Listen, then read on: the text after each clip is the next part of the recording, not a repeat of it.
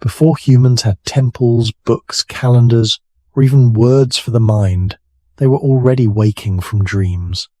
A dead parent could return in the dark. A dangerous animal could appear without leaving tracks. A place never visited could feel strangely real. And the cold truth is this: for prehistoric humans, a dream may not have felt like imagination at all. It may have felt like evidence that something invisible had crossed into sleep. But when the first humans opened their eyes beside a fading fire, what did they believe had just happened to them?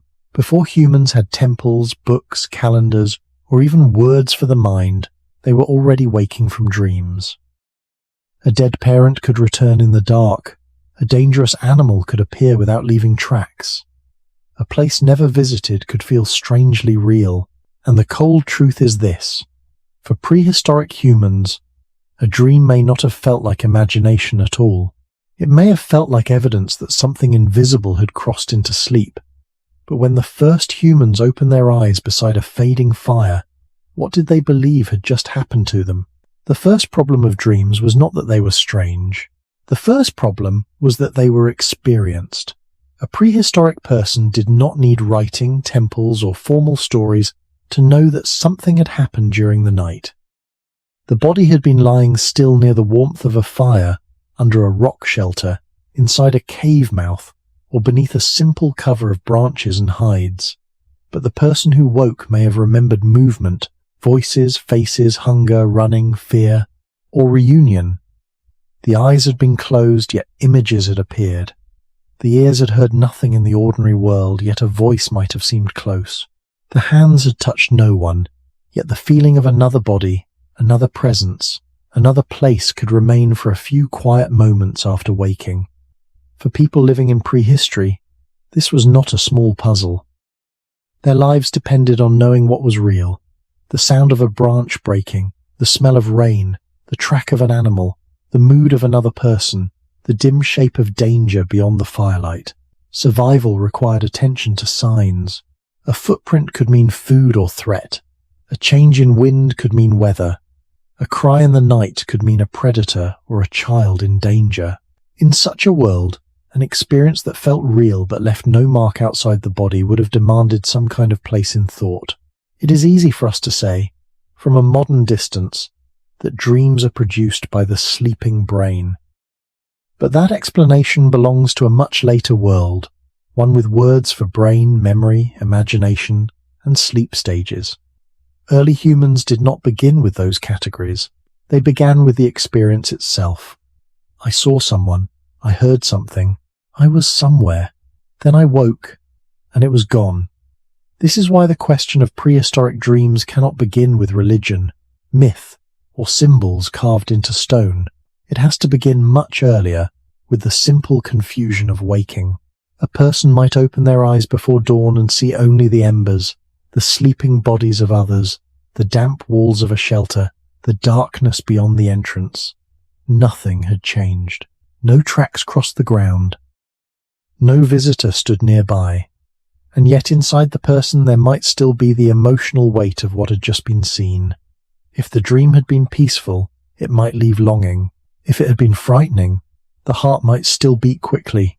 If the dream showed a dead relative, the feeling could be deeper than ordinary memory, because the person had not merely remembered the dead.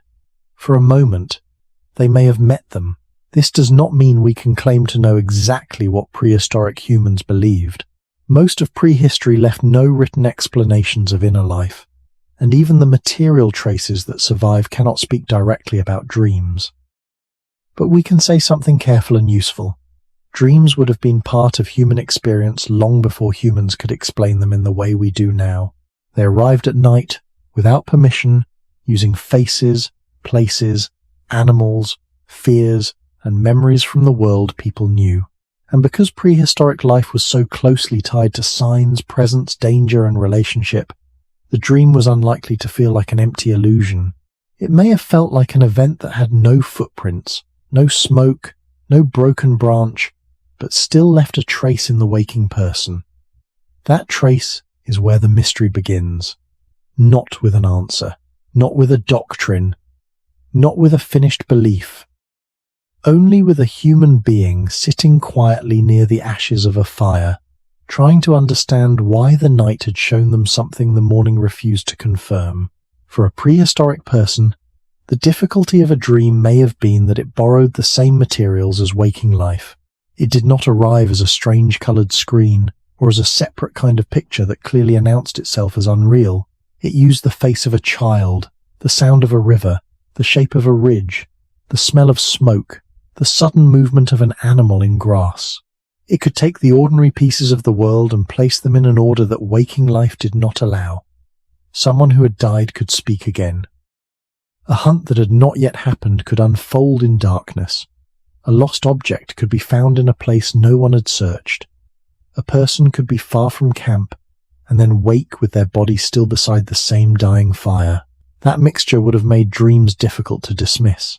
The dream was not entirely outside experience. It was built from experience, yet it behaved differently. And in the prehistoric world, where there were no written records, no formal psychology, and no sharp scientific boundary between inner image and outer event, that difference may have been felt before it was explained. We should be careful here. We cannot say that all prehistoric humans believed dreams were messages, spirits, journeys, warnings, or visits from the dead. Prehistory was not one single culture, and human groups lived across many landscapes for immense stretches of time. A small band moving through a cold steppe, a coastal group gathering shellfish, and a forest community tracking animals through dense shade would not have thought in exactly the sense of a group gathering. But the shared human problem remains. Every sleeping person can dream, and every waking person must somehow place that dream back into the day. This is where the first question may have formed, not as a sentence, not as a philosophy, but as a feeling. Where was I, if my body never moved? Who spoke, if no one was awake? Why did fear remain, if danger was not there? Why did grief return with such force, if the dead were still absent?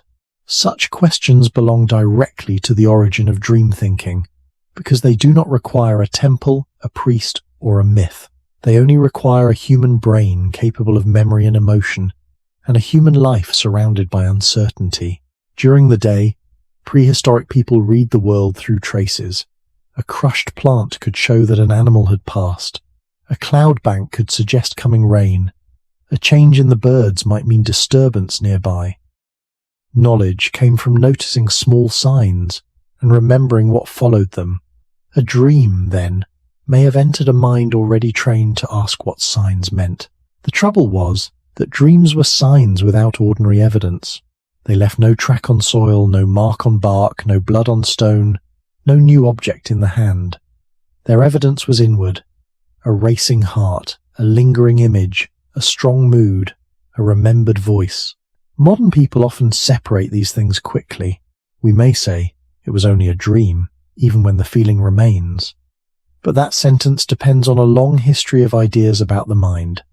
A prehistoric person may have had no reason to make the separation so quickly. The dream could have been treated as something that happened in another mode, another condition, another layer of life that touched the waking world but did not obey its rules. This does not make prehistoric people foolish. It makes them human in a world where explanation began from experience, not from textbooks. They knew the difference between a real animal standing outside the shelter and an animal seen in sleep, because one could be tracked, heard, smelled, and faced together by the group. But knowing there was a difference is not the same as knowing what the difference meant. The dream animal was not simply nothing. It had appeared, caused fear, perhaps changed the mood of the morning. The dream of a dead mother, brother, child, or elder was not simply nothing either. It may have brought comfort or unease. It may have made a person quieter during the day, more watchful, more thoughtful near a burial place, more careful before a journey. In that sense, even if the dream did not change the outer world, it could change the waking person, and a change in a person mattered deeply in a small group. The first problem of dreams, then, was practical as much as mysterious. A dream could not be eaten, carried, shown, or proven, yet it could influence attention, memory, fear, hope, and decision. It stood at the edge between what happened outside the body and what happened within it, long before humans had clear language for that edge. And perhaps, in those early mornings, the most unsettling part was not that dreams vanished, but that something vanished and still remained. The earliest human response to dreams may have begun not with belief, but with hesitation. Imagine a person waking before the others, while the ground is still cold and the last smoke from the fire hangs low in the shelter. The dream is fading, but not gone. A voice remains in the mind. A path remains. The shape of an animal remains. The face of someone absent remains with a clarity that ordinary memory does not always have. The person looks around and sees the same bodies sleeping nearby, the same stones, the same skins, the same entrance opening into a dark world. Nothing outside seems to explain what has just been experienced, yet the feeling is not empty. It presses quietly against the morning. This hesitation matters because it may be the first space in which humans began to think about dreams at all. Before a dream could become a story, before it could become a warning, before it could become a sign from the dead or from a hidden world, it had to become something worth noticing. And prehistoric life trained people to notice. A person who ignored signs did not survive easily. Small details could matter. A broken twig, a disturbed nest, a change in the smell of water, a silence among birds, the way another person avoided eye contact after conflict. Human attention was shaped by a world where meanings were rarely announced directly. Much had to be inferred. So when a dream left behind a strong feeling, the waking person may not have rushed to throw it away. It may have been held in the same careful space as other uncertain signs. Not believed blindly, not rejected completely, simply kept close for a while. This is important for the title of this video, because asking what prehistoric humans thought dreams were does not mean asking for one fixed answer. There may never have been one answer.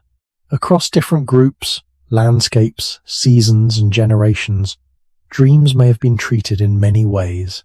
One person may have ignored a dream after eating too much, sleeping badly, or lying near smoke. Another may have felt disturbed by a dream of danger and chosen to speak of it before a hunt. Another may have dreamed of a dead relative and carried the feeling silently, unsure whether it was memory, presence, longing, or something no one had yet named. The point is not to force prehistoric people into a single belief. The point is to understand the problem dreams created in a world before written explanation. Dreams were private, but their effects could become public. If someone woke anxious and refused to travel, the group might notice. If someone dreamed of a place where animals gathered and later mentioned it by the fire, others might listen, not because the dream was automatically true, but because in small communities every unusual perception could become part of shared judgment. A dream could enter conversation. It could be compared with memory. It could be connected to an old place, a lost person, a dangerous season, a fear the group already carried. In this way, the dream may have become one of the earliest bridges between inner experience and shared meaning. It came from one sleeper, but once spoken aloud, it belonged partly to the group. Still, we must remain careful. Archaeology can show us tools, shelters, burials, pigments, ornaments, and images on stone, but it cannot place a dream directly into a prehistoric mouth. No bone tool tells us exactly what someone thought after seeing a dead father in sleep. No cave painting can be read as a simple record of a dream, unless there is evidence to support that claim. The honest answer begins with limits.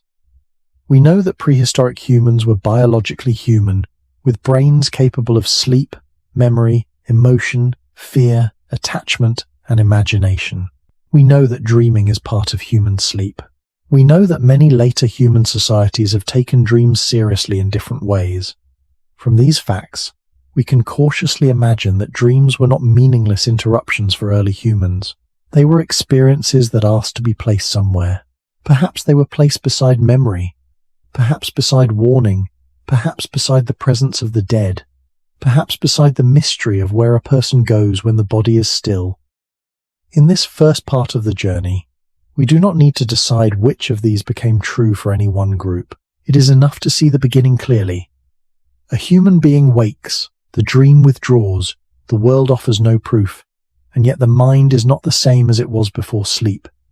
The fire has gone low, the morning is ordinary, but something from the night has crossed into attention, and for a little while the waking world must make room for it. Before there was a word for the mind, there was still the experience of being awake and asleep. A prehistoric person did not need to know the structure of the brain to notice that a sleeping body behaved differently from a waking one.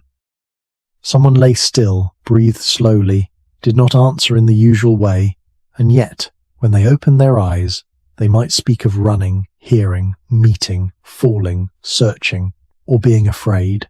This created a quiet problem that sits at the center of dreams before written thought. If the body had not moved, what part of the person had gone through the experience? Modern people often answer this quickly. We say the mind was active. We say memory and emotion were moving during sleep. We say the brain produced images, but those are late explanations, built from long histories of language, medicine, observation, and science. For prehistoric humans, especially in times far before writing, the categories may have been less divided. The person was not a body here and a mind somewhere else in the way many modern people imagine. The person was breath, warmth, face, voice, appetite, strength, memory, relationship, and presence. Life was known through the whole body. Fear lived in the chest and stomach. Grief changed posture and silence. Hunger sharpened attention. Exhaustion altered judgment. A dream, then, may not have been placed neatly inside a private mental space, because that private mental space had not yet been named in the same way. It may have been understood first as something that happened to the person, not merely something invented by the person. This distinction matters. When we ask what prehistoric humans thought dreams were, we must avoid forcing modern words backward into a world that did not organize experience as we do. A dream of a dead relative might not have been described as, "My unconscious memory produced an image." A dream of a dangerous animal might not have been reduced to, "My fear system was active while I slept." Those explanations are useful to us, but they belong to our language. Early humans may have begun from a more direct sentence. The dead one came, the animal appeared, I was there, I heard, I saw. This does not mean they were unable to tell the difference between dreaming and waking. They surely knew that a real animal outside the shelter was different from an animal remembered after sleep. They knew that a person who died was not standing in daylight simply because they appeared at night. But knowing the difference between two kinds of experience does not require explaining one of them as unreal. A dream could be different from waking life and still be meaningful. It could be less solid, less shared, less provable, and yet not empty. In a prehistoric world where survival depended on relationship, memory, and attention, the inner life of a person was never completely separate from the group. If a hunter woke shaken, if a mother woke grieving, if an elder woke after seeing a place from long ago, the feeling could shape how that person moved through the day. And because small groups noticed one another closely, the dream could become part of social life even if no one fully understood where it came from. Before the word mind, dreams may have occupied a strange middle place. They were not ordinary events in the outer world, because others could not point to them, track them, or touch them. But they were not nothing, because they left emotion, memory, caution, longing, and sometimes speech. This is why the prehistoric dream must be approached slowly. It was not only a picture in sleep, it was a question about what a human being was. Was a person only the body lying beside the fire? Or was there some part of a person that could meet the absent, travel without footsteps, suffer without wounds, and return before morning? Long before philosophy gave names to the soul, the self, imagination, or consciousness, the dream may have made the question feel real. A dream before the word mind may have been less like a private picture and more like a change in the condition of being alive. This is difficult for modern people to feel, because we are used to placing invisible experiences into invisible categories.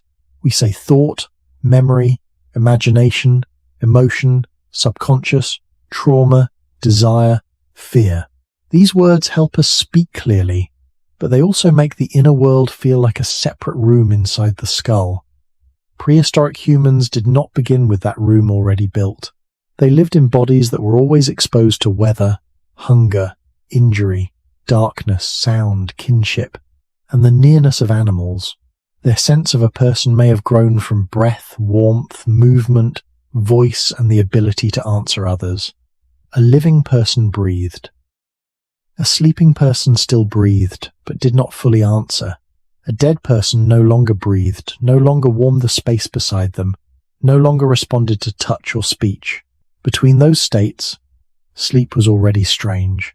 It looked a little like absence, yet it ended with return.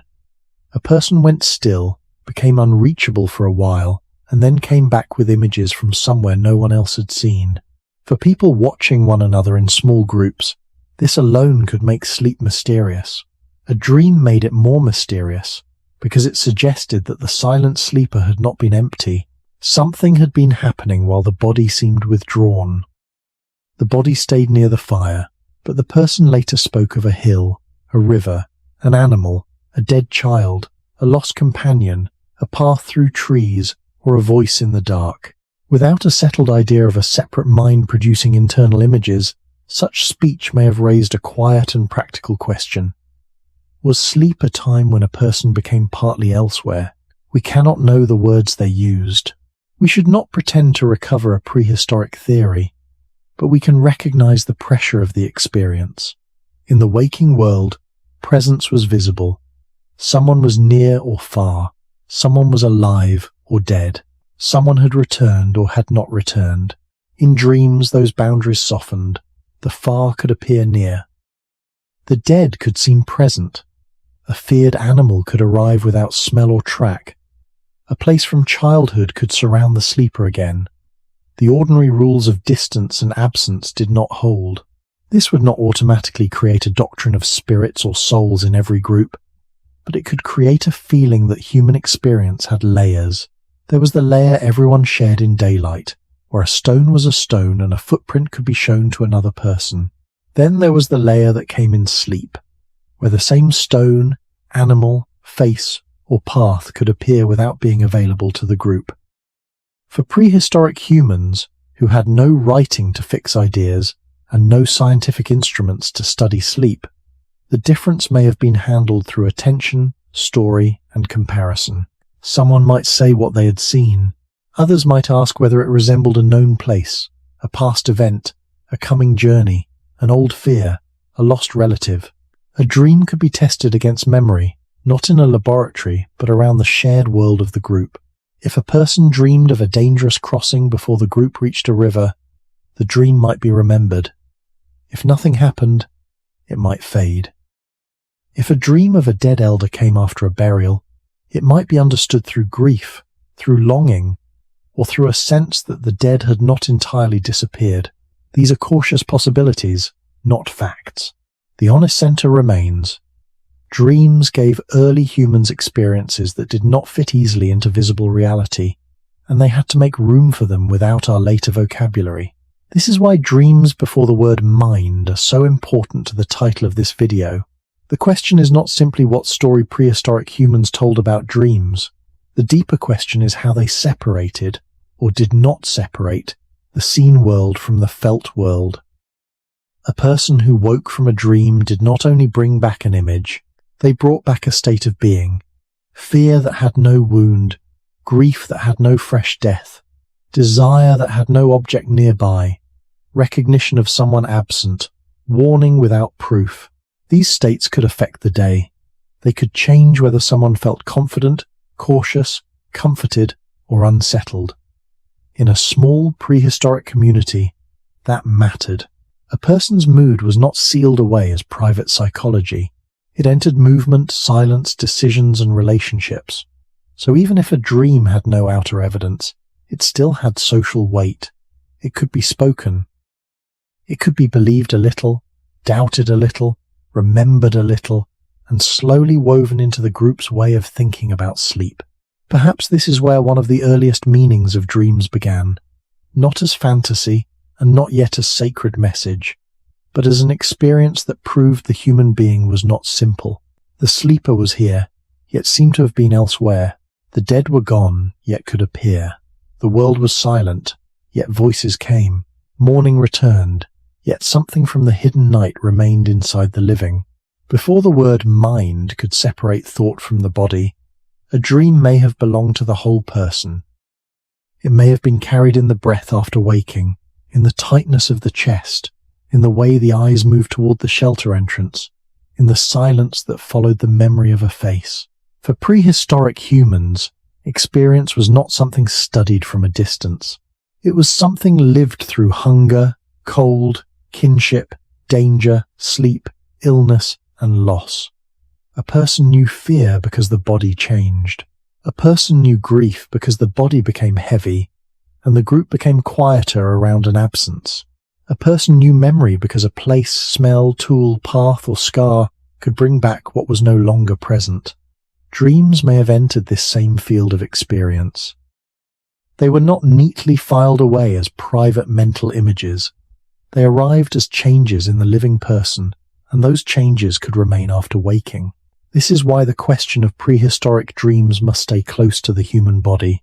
A dream of falling might leave a startled movement. A dream of being chased might leave fast breathing. A dream of someone dead might leave tears, stillness, or a strange comfort that could not be explained by anything visible nearby.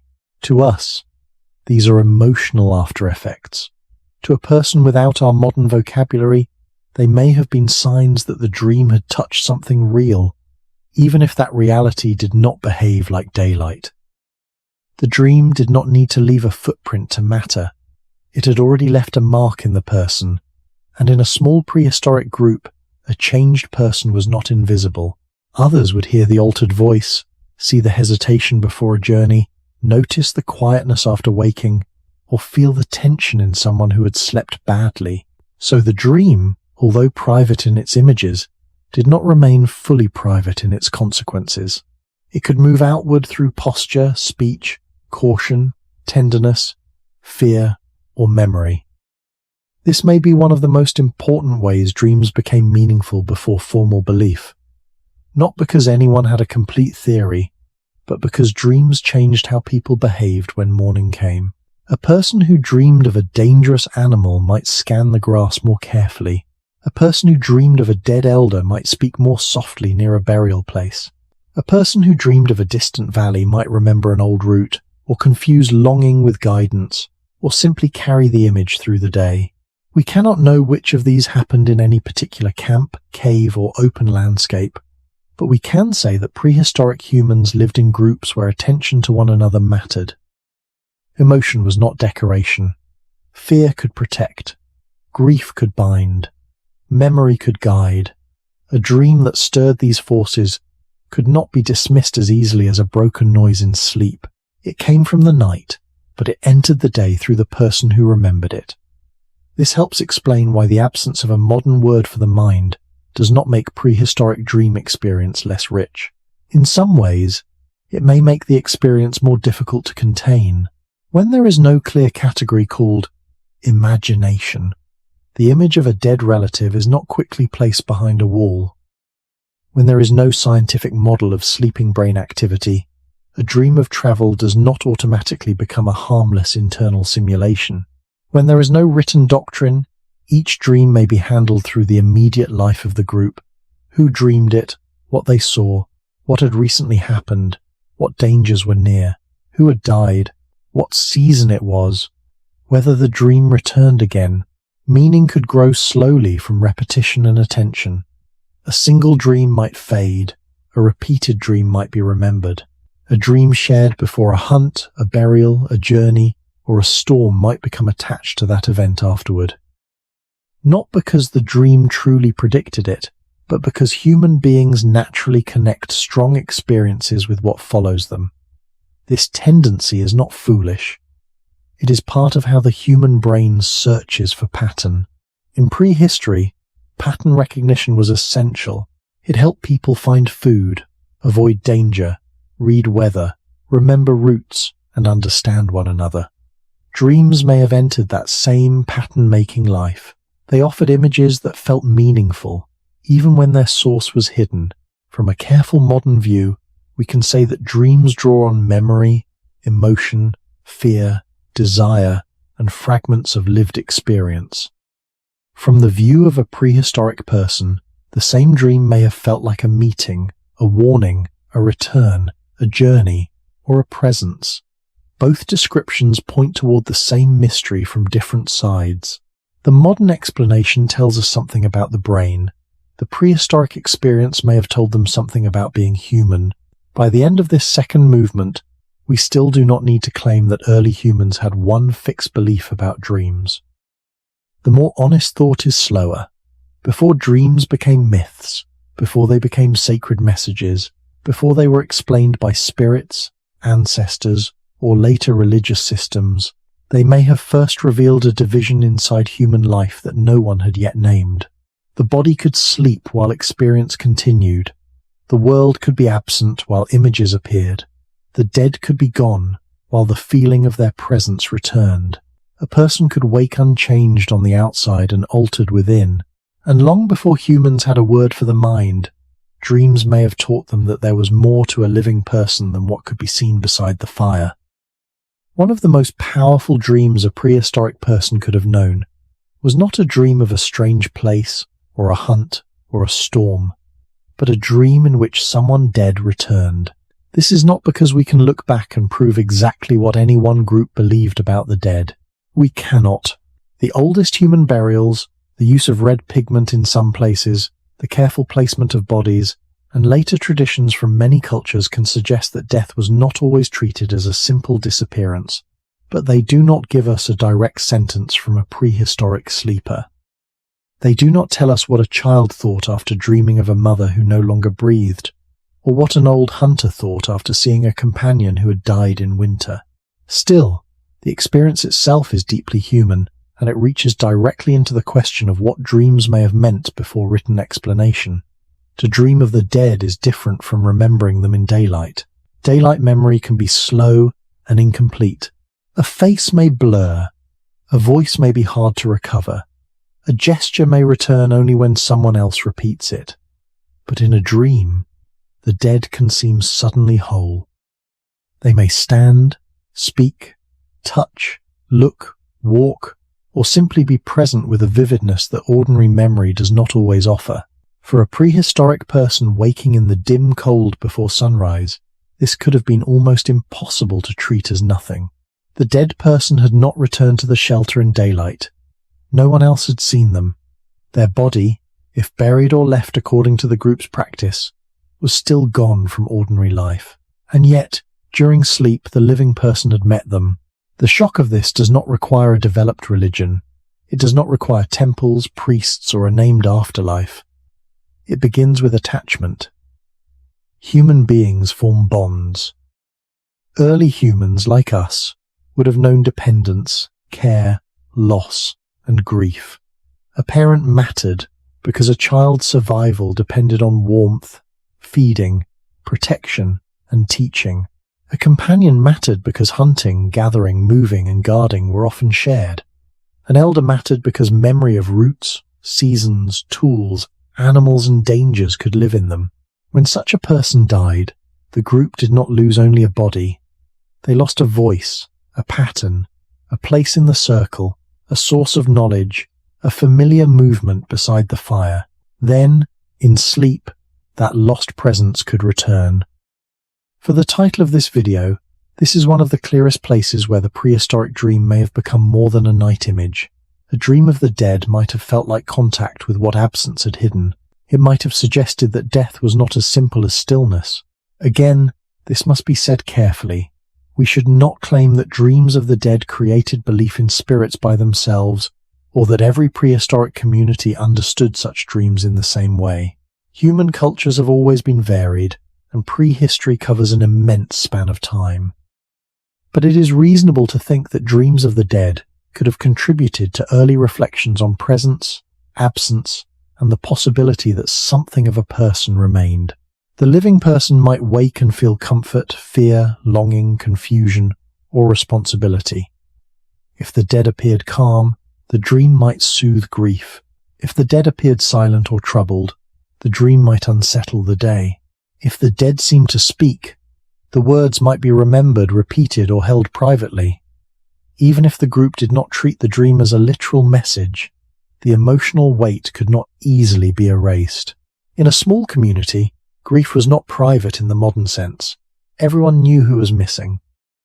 Everyone felt the changed shape of the group. A dream in which the dead returned could reopen that shared absence. Someone might tell it quietly near the morning fire.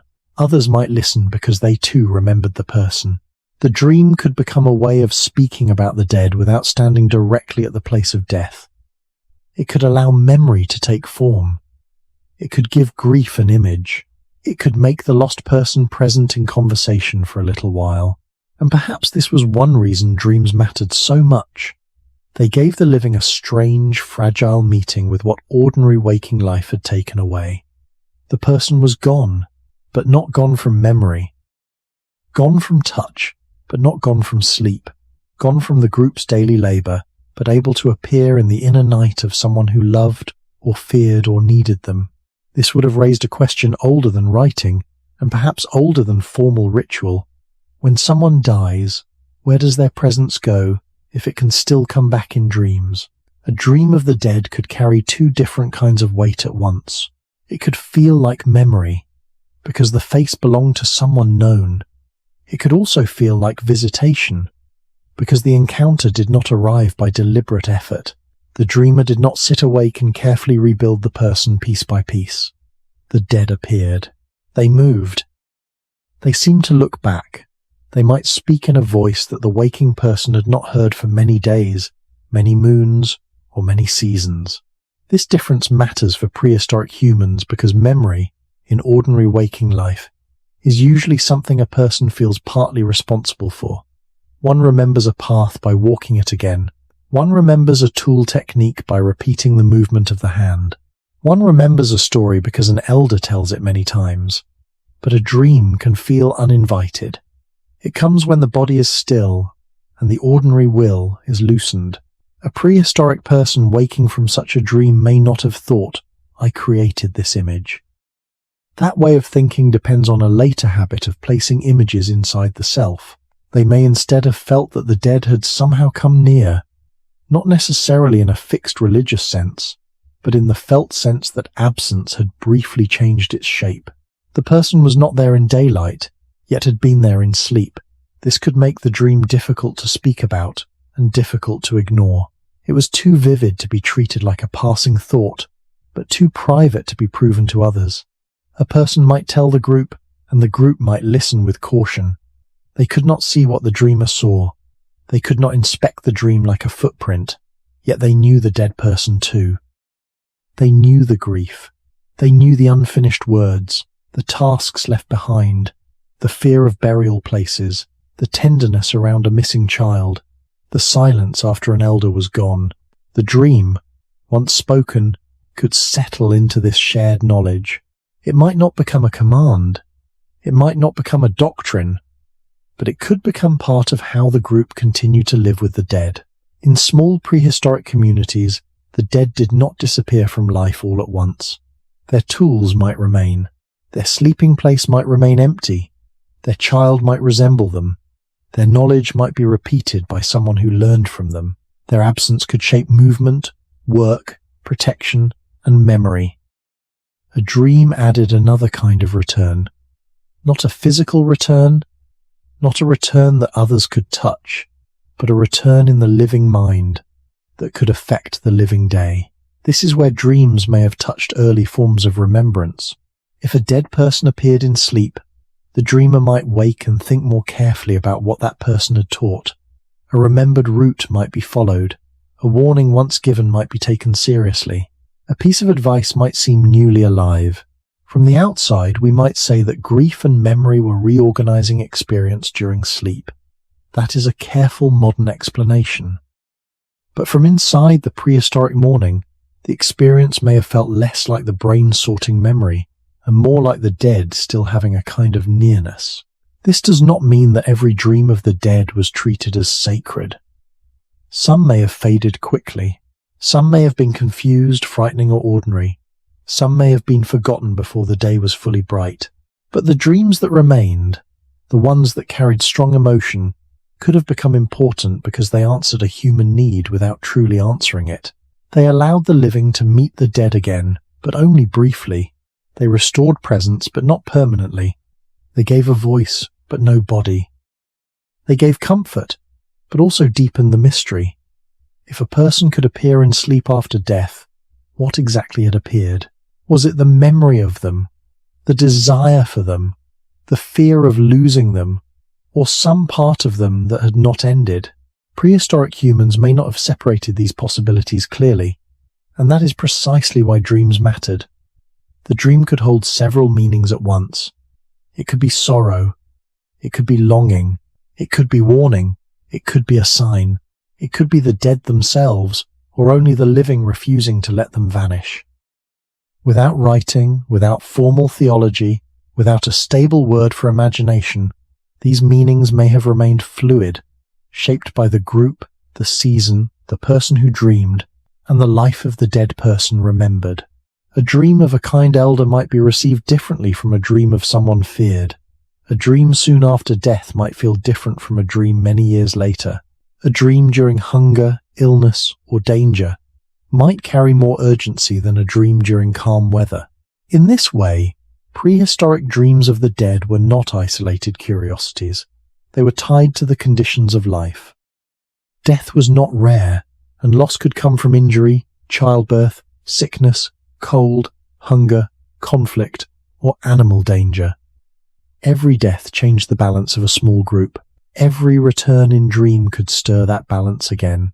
And so, when a prehistoric person dreamed of the dead, the question was not only, why did I see them? It may also have been, what does their return ask of the living? Danger did not disappear when prehistoric humans slept. It waited outside the shelter, moved through grass, breathed in the dark, changed with the weather, and sometimes entered sleep in forms the waking person could not control. After a day of tracking animals, hearing distant cries, watching children near fire, crossing uncertain ground, or moving through a landscape where one mistake could mean injury, the night could return those pressures in images. A large animal might appear too close, a cliff edge might crumble, a river might rise, a familiar path might become strange. A storm might arrive before its season. To us, such dreams can be understood as the sleeping brain working through fear, memory, and survival-related emotion. That is a careful modern explanation, and it matters for honesty. But for prehistoric humans, the experience may have felt less like the brain processing danger and more like danger itself had entered another form. The dream animal was not standing outside the shelter in daylight. It left no print in wet soil. It broke no branch. It could not be shown to the group. Yet the fear it produced was real enough to change breathing, posture, mood, and caution. This is why dreams of animals, danger, and threat would have mattered directly to the question of what prehistoric humans thought dreams were. In a world where attention to signs could protect life, a frightening dream may have been difficult to treat as meaningless. A person who had dreamed of a predator near a water source might wake more alert when the group approached that place. Someone who dreamed of falling during a climb might move more carefully over stone. Someone who dreamed of losing a child in darkness might keep the child closer the next evening. None of this means the dream truly predicted danger. It means the dream could strengthen attention toward dangers already present in life. The prehistoric world did not need dreams to be dangerous. It already was. Dreams may have gathered pieces of that danger and returned them in a form that felt urgent. This made them different from ordinary memory. A memory of a past animal encounter might be recalled calmly while making a tool or telling a story. A dream could bring the same animal back with sudden force, as if the body had been placed inside the danger again. The heart could beat as though escape were needed. The muscles could tighten. The person could wake before dawn and listen carefully to the dark beyond the fire. In that moment, the dream was not just an image. It was a state of readiness. For people whose survival depended on reading the living world, that state could seem meaningful. The dream may have been understood as a warning, not necessarily from a god or spirit in the later sense, but as something that asked for caution. Perhaps some dreams were ignored once morning work began. Perhaps others were mentioned only briefly, but a dream tied to a real danger nearby could stay in the group's attention. Around the fire, someone might say they saw a herd moving strangely, or heard a cry, or felt trapped near water. Gnome. Others might compare it with actual signs: fresh tracks, changing wind, nervous animals, the season of storms, the memory of an old attack. In this way, a dream did not have to be accepted blindly to influence behavior. It could join the wider practice of noticing. It could be one more uncertain sign among many uncertain signs. Prehistoric humans were not passive before mystery. They observed, tested, remembered, and adjusted. If a dream led nowhere, it might fade. If a dream seemed to match something that later happened, it might be remembered more strongly. Human beings naturally notice patterns, especially when fear is involved, and in a world of real danger, remembering a possible warning could feel safer than dismissing it too quickly. So dreams of animals and threat may have occupied a tense place in early human thought. They were not the same as waking evidence, but they were not emotionally empty. They could not prove that danger was coming, yet they could make the dreamer behave as if danger deserved attention. And perhaps, long before formal systems of omen, prophecy, or sacred warning, this was one of the quiet roots of dream meaning. The night took fear from the day, shaped it into an image, and returned it before morning as a question the living could not fully ignore. Not every frightening image in sleep would have been treated the same way. A prehistoric person might wake from one dream and let it disappear with the morning, because hunger, cold, children, tools, and movement demanded attention. Another dream might remain because it touched something the group already feared. The difference may not have been the dream alone, but the connection between the dream and the world around it. If the season was dry and someone dreamed of empty water, the image might feel heavier. If an animal had recently been seen near camp and someone dreamed of teeth in darkness, the dream might carry more force. If a storm had been building for days and a sleeper dreamed of trees breaking or fire dying in rain, the dream could seem less like random confusion and more like the night had gathered what everyone already sensed. This is important because prehistoric dream meaning may have grown from relationship with the environment, not from isolated fantasy. People did not live surrounded by abstract symbols. They lived among tracks, weather, animals, injuries, hunger, births, deaths, and roots remembered through the body. A dream became meaningful when it touched those things. It may have taken a real fear and made it visible. It may have taken a half-noticed sign and turned it into a scene. It may have made one person speak aloud what others had only felt quietly. The animals are moving differently. The wind has changed. The crossing feels unsafe. The child should not wander too far. The fire must be kept alive tonight. From a modern view, this can be explained without pretending that dreams predict the future. The sleeping brain often draws from recent experiences, emotional concerns, and old memories.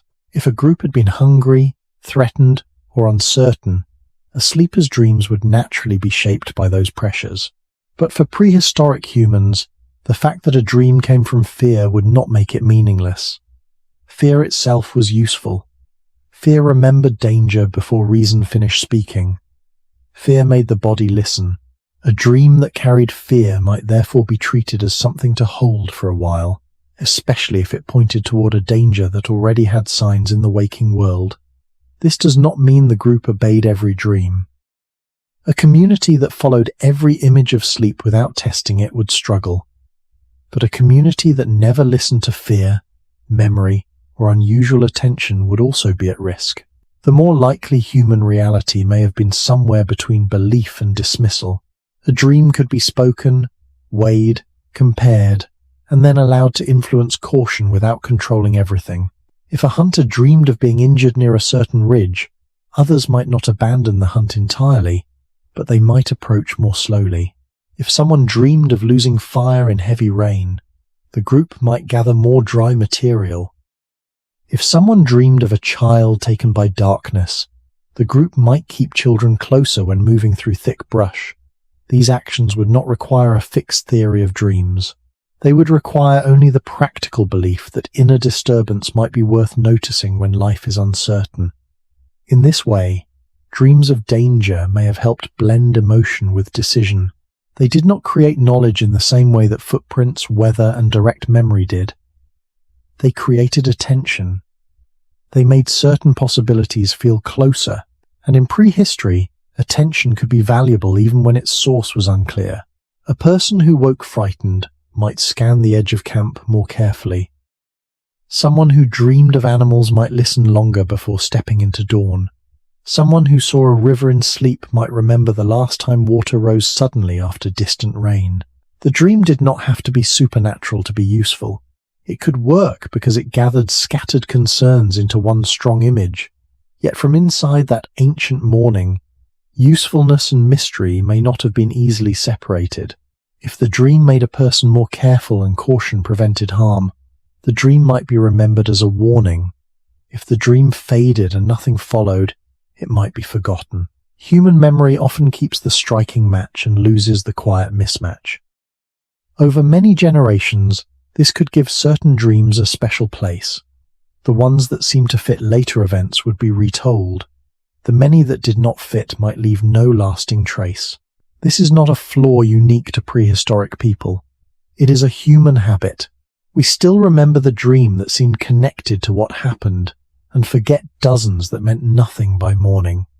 For early humans, this habit may have been strengthened by the seriousness of survival.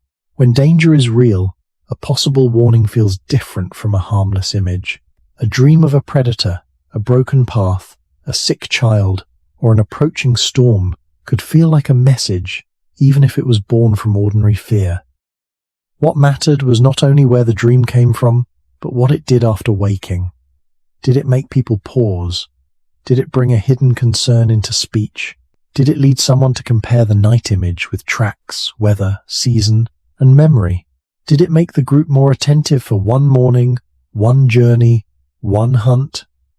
If so, the dream had entered prehistoric life in a practical way. It had become part of the quiet system by which humans tried to survive a world they could never fully control.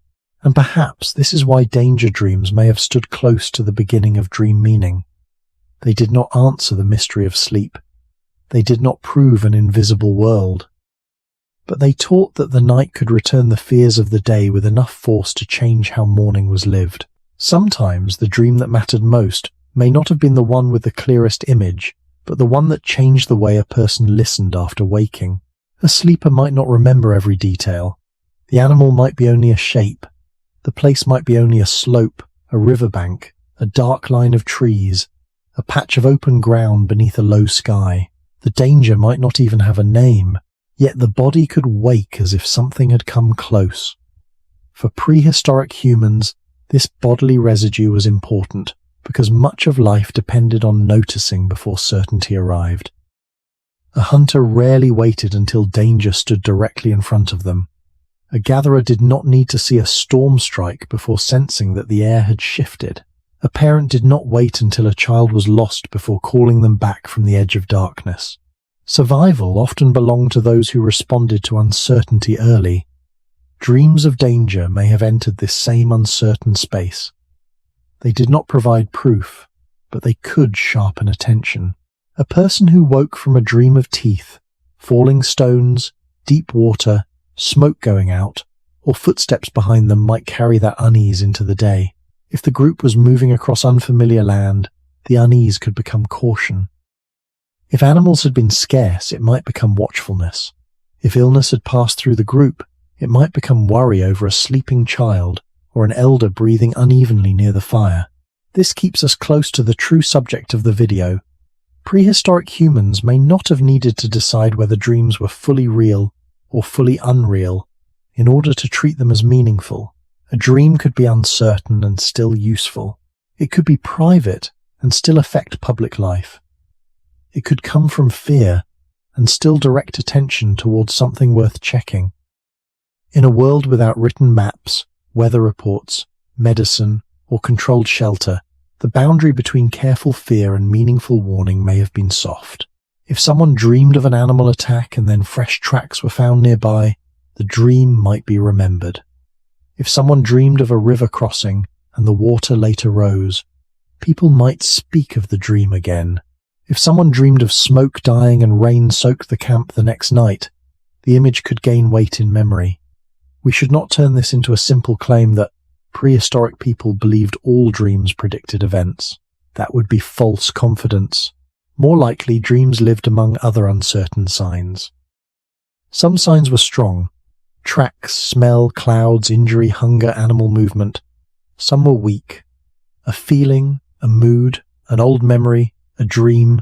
But human beings often survive by combining strong and weak signs, not by waiting for perfect knowledge. The dream of danger may have been one of those weaker signs that became stronger when it matched the world outside. Over time, this could teach a group to take certain dreams seriously, especially dreams that repeated, dreams told by trusted people, or dreams that came during moments of stress. A child's dream might be comforted and forgotten. An elder's dream might be heard more carefully because the elder already carried long memory of seasons, deaths, storms, and animal paths. A hunter's dream before a difficult journey might be weighed against experience. A grieving person's dream might be understood differently from a hungry person's dream. Meaning would not come only from the image. It would come from the dreamer, the season, the danger nearby, and what the group already knew. This is one reason dreams may have helped early humans develop a more layered way of thinking. They showed that not all knowledge came from what could be touched. Some knowledge began as unease. Some began as memory returning in a strange form. Some began as a body waking with fear before the eyes found evidence. Modern science can explain much of this through the sleeping brain, emotional processing, threat simulation, and the way memory fragments combine during sleep. But a prehistoric person did not wake with those words. They woke with the feeling first. They woke into a world where fear could save life and where ignoring a warning could be costly. So a dream of danger might be carried carefully, not as certainty, but as something not yet ready to be thrown away. By the end of this part of the journey, the answer is still open, as it should be. Prehistoric humans may have thought some dreams were warnings, but probably not in one simple, uniform way.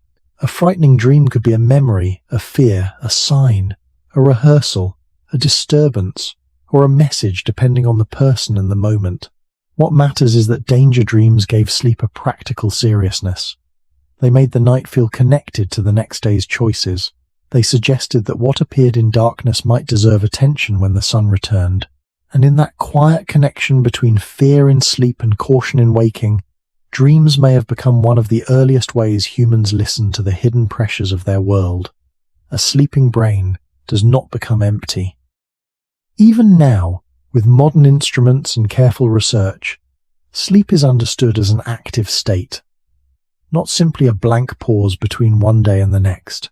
For a video about prehistoric humans and dreams, this matters because it lets us speak honestly without pretending to know more than we can know. We cannot enter the mind of a person who slept beside a fire tens of thousands of years ago. We cannot recover the exact dream they had, or the words they used for it, or whether their group treated it as memory, warning, visitation, confusion, or something else entirely. But we can say that they were human beings with human brains, human bodies, human fears, human bonds, and human memories. The same basic forces that shape dreams today would have been present then, even if their world gave those forces different images. Hunger, grief, cold, danger, attachment, pain, desire, and repeated daily tasks would not disappear when the eyes closed. A person who spent the day watching the movement of animals might dream of animals. Someone who crossed a dangerous slope might dream of falling. Someone who cared for a sick child might dream of loss. Someone who had recently buried a parent, companion, or child might dream of their face returning.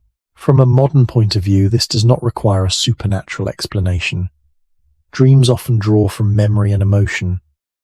They can combine fragments of recent experience with older fears and older attachments. They can make ordinary concerns feel vivid because the sleeping brain is not bound to the same order as waking thought. Yet this scientific explanation should not make the prehistoric experience seem small. In fact, it helps us understand why dreams could have felt so powerful. If a person's waking life was full of real danger, real loss, and real dependence on others, then the images of sleep would have carried the weight of those realities.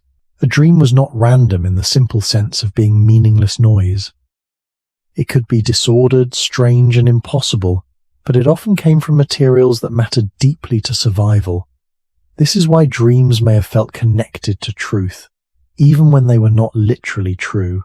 A dream of a predator did not prove that a predator waited outside the shelter, but it may have come from living in a world where predators were possible. A dream of a dead elder did not prove that the elder had returned, but it may have come from grief, memory, and the importance of that elder's place in the group. A dream of empty land, broken fire, lost children, or rising water did not predict the future, but it may have gathered real anxieties into one image that the dreamer could not easily forget. For prehistoric humans, the problem was not only that dreams were mysterious, it was that dreams were made from the most serious parts of life. They borrowed fear from the hunt, tenderness from family, danger from the dark, memory from the dead, and uncertainty from a world that could never be fully controlled. Modern language lets us call this emotional processing, memory consolidation, or the sleeping brain working through experience. But those words would not have been available beside an ancient fire. What would have been available was the feeling after waking, the heart still fast, the face still remembered, the warning still pressing, the grief still fresh. A person might not know where the dream came from, but they could feel what it had touched. And perhaps this is one reason early humans may have taken dreams seriously. Not because every dream was believed, and not because every dream had meaning, but because some dreams seemed to rise from the same deep places that governed waking life. Fear taught caution, memory taught recognition, grief taught attachment, hunger taught need.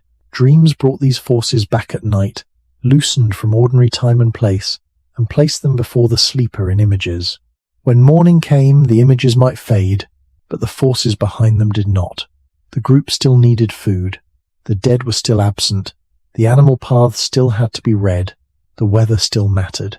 Children still had to be protected. In that sense, the dream belonged not to a separate world only, but to the continuing life of the people who dreamed it. It was made from what they had lived, what they feared, what they remembered, and what they could not yet explain. Memory is not a storage place where the past sits quietly, unchanged and waiting. It is more like a living process, shaped again each time it is touched. For prehistoric humans, this would have mattered every day, even though they had no modern word for it. A route to water had to be remembered through landmarks, slopes, smells, tree lines, stones, and the feeling of distance in the body. The behavior of animals had to be remembered through seasons, tracks, sounds, and the stories of older people. The danger of a certain crossing, the taste of a certain route, the face of someone who once cared for them, the sound of a storm arriving across open land. All of these could live in memory without being written anywhere. Sleep may have worked upon these memories in ways early humans could not see. Modern research suggests that sleep is involved in the processing and strengthening of memories, especially memories tied to emotion and learning. We do not need to turn this into a technical lesson, because the important point for this video is simpler and more human. The things that mattered most during waking life could return at night, changed in form but still carrying pieces of lived experience. A person might dream of a path that was not exactly the real path, yet carried the feeling of a known journey. They might dream of an animal that was not exactly the animal they had seen, yet carried the fear of being watched from the grass. They might dream of a dead relative whose words were not remembered from any one real day, yet whose presence felt drawn from years of care, voice, gesture, and dependence. In this way, dreams may have seemed to bring back the past without simply repeating it. That would have made them difficult to understand. A waking memory could be checked against others. Someone might say, "No, the river bends after the dark rocks, not before." Someone else might remember where a herd had moved last cold season. But a dream memory did not ask permission from the group. It could mix true pieces with impossible arrangements. It could place a childhood place beside a recent danger. It could bring a dead elder into a landscape the elder had never visited. It could make an old fear feel new. For prehistoric humans, whose survival depended on memory, this mixture may have given dreams a special force. They were not reliable records, but neither were they empty inventions. They were made from the same inner materials that helped people survive. Remembered places, remembered faces, remembered pains, remembered warnings, remembered comforts. The dream might distort these materials, but distortion does not always remove meaning. Sometimes it makes meaning feel stronger. A person who dreamed of losing the fire during winter might wake with renewed attention to embers and dry fuel. A person who dreamed of being separated from the group might stay closer during travel. A person who dreamed of an old hunting failure might remember a mistake not to repeat. From a modern perspective, this could be understood as memory and emotion becoming active during sleep. From a prehistoric perspective, it may have felt as if the night had returned something that the day had not finished teaching. This is where fear, memory, and learning meet. Fear is not only panic, it can be a form of memory with a body attached to it. A scar, a near fall, an animal attack, a season of hunger, or the death of someone loved could leave traces that reappeared in dreams. The dream did not have to be accurate to be effective. It only had to make the person feel again what danger, loss, or need had once taught. In a world before writing, repeated feeling was one way knowledge stayed alive. Stories helped preserve it. Habits helped preserve it.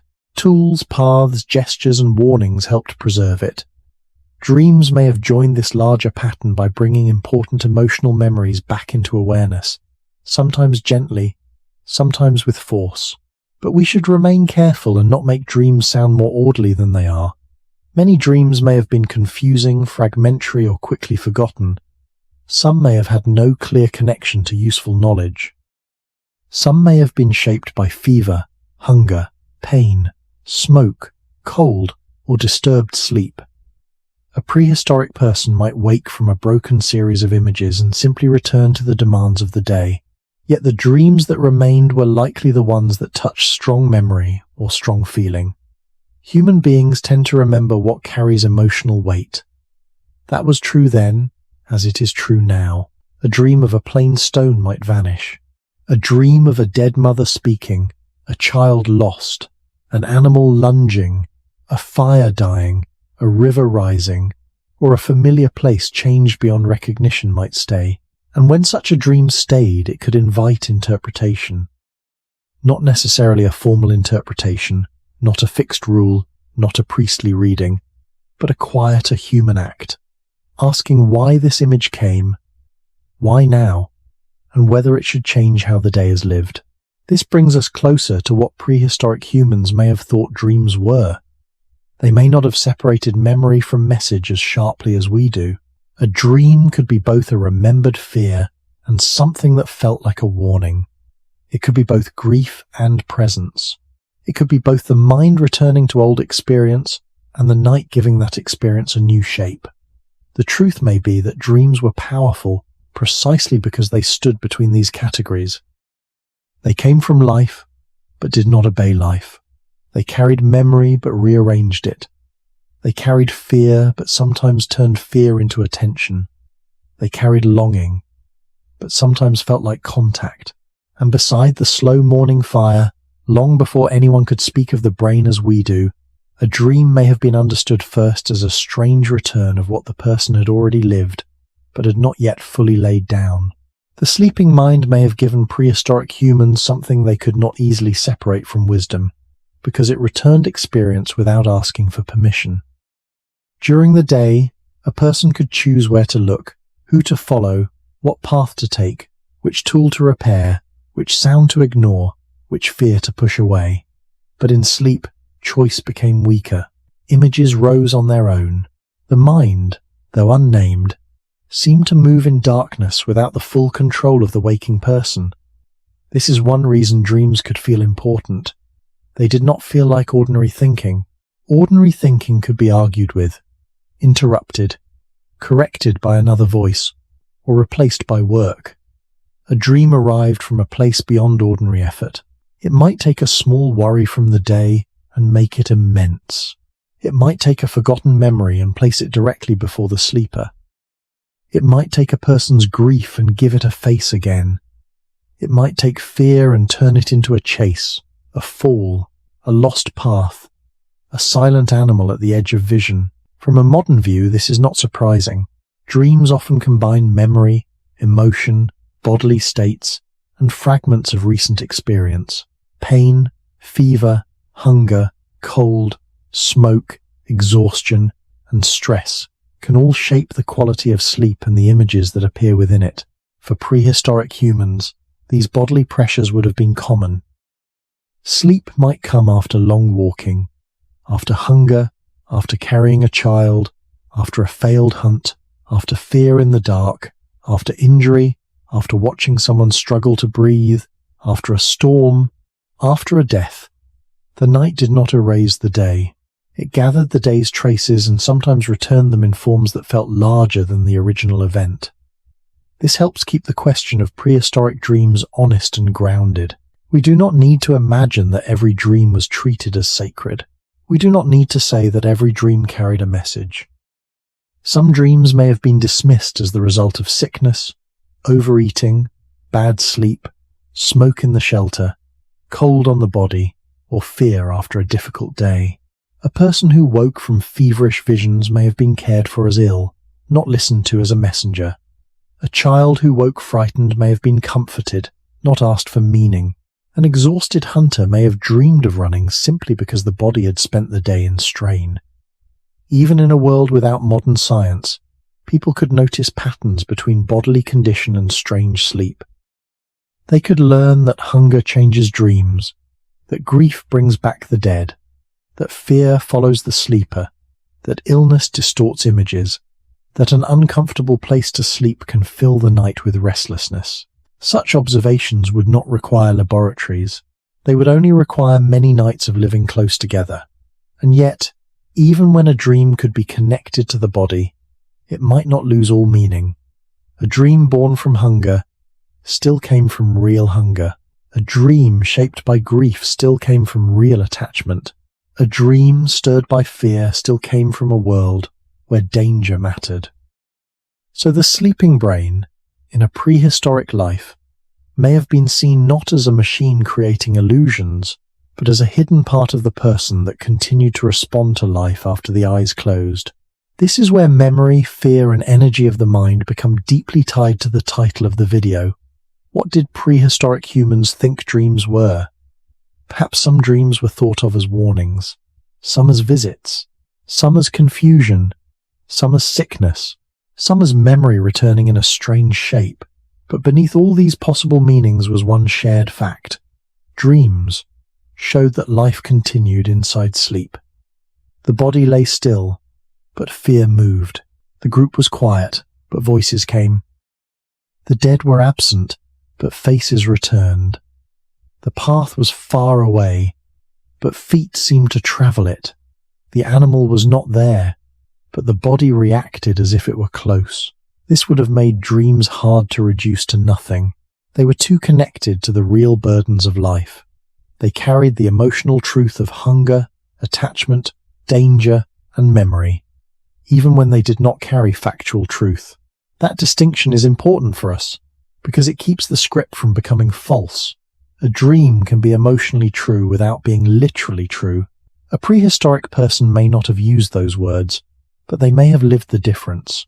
A dream of losing a child did not mean the child would be lost, but it could reveal the depth of care and fear. A dream of a dead elder did not prove the elder had returned, but it could reveal how strongly that elder remained inside memory and group life. A dream of danger did not prove danger waited in the grass, but it could reveal that the person's body had learned to stay alert in a dangerous world. In this sense, dreams may have taught early humans something about themselves before they had language for inner life.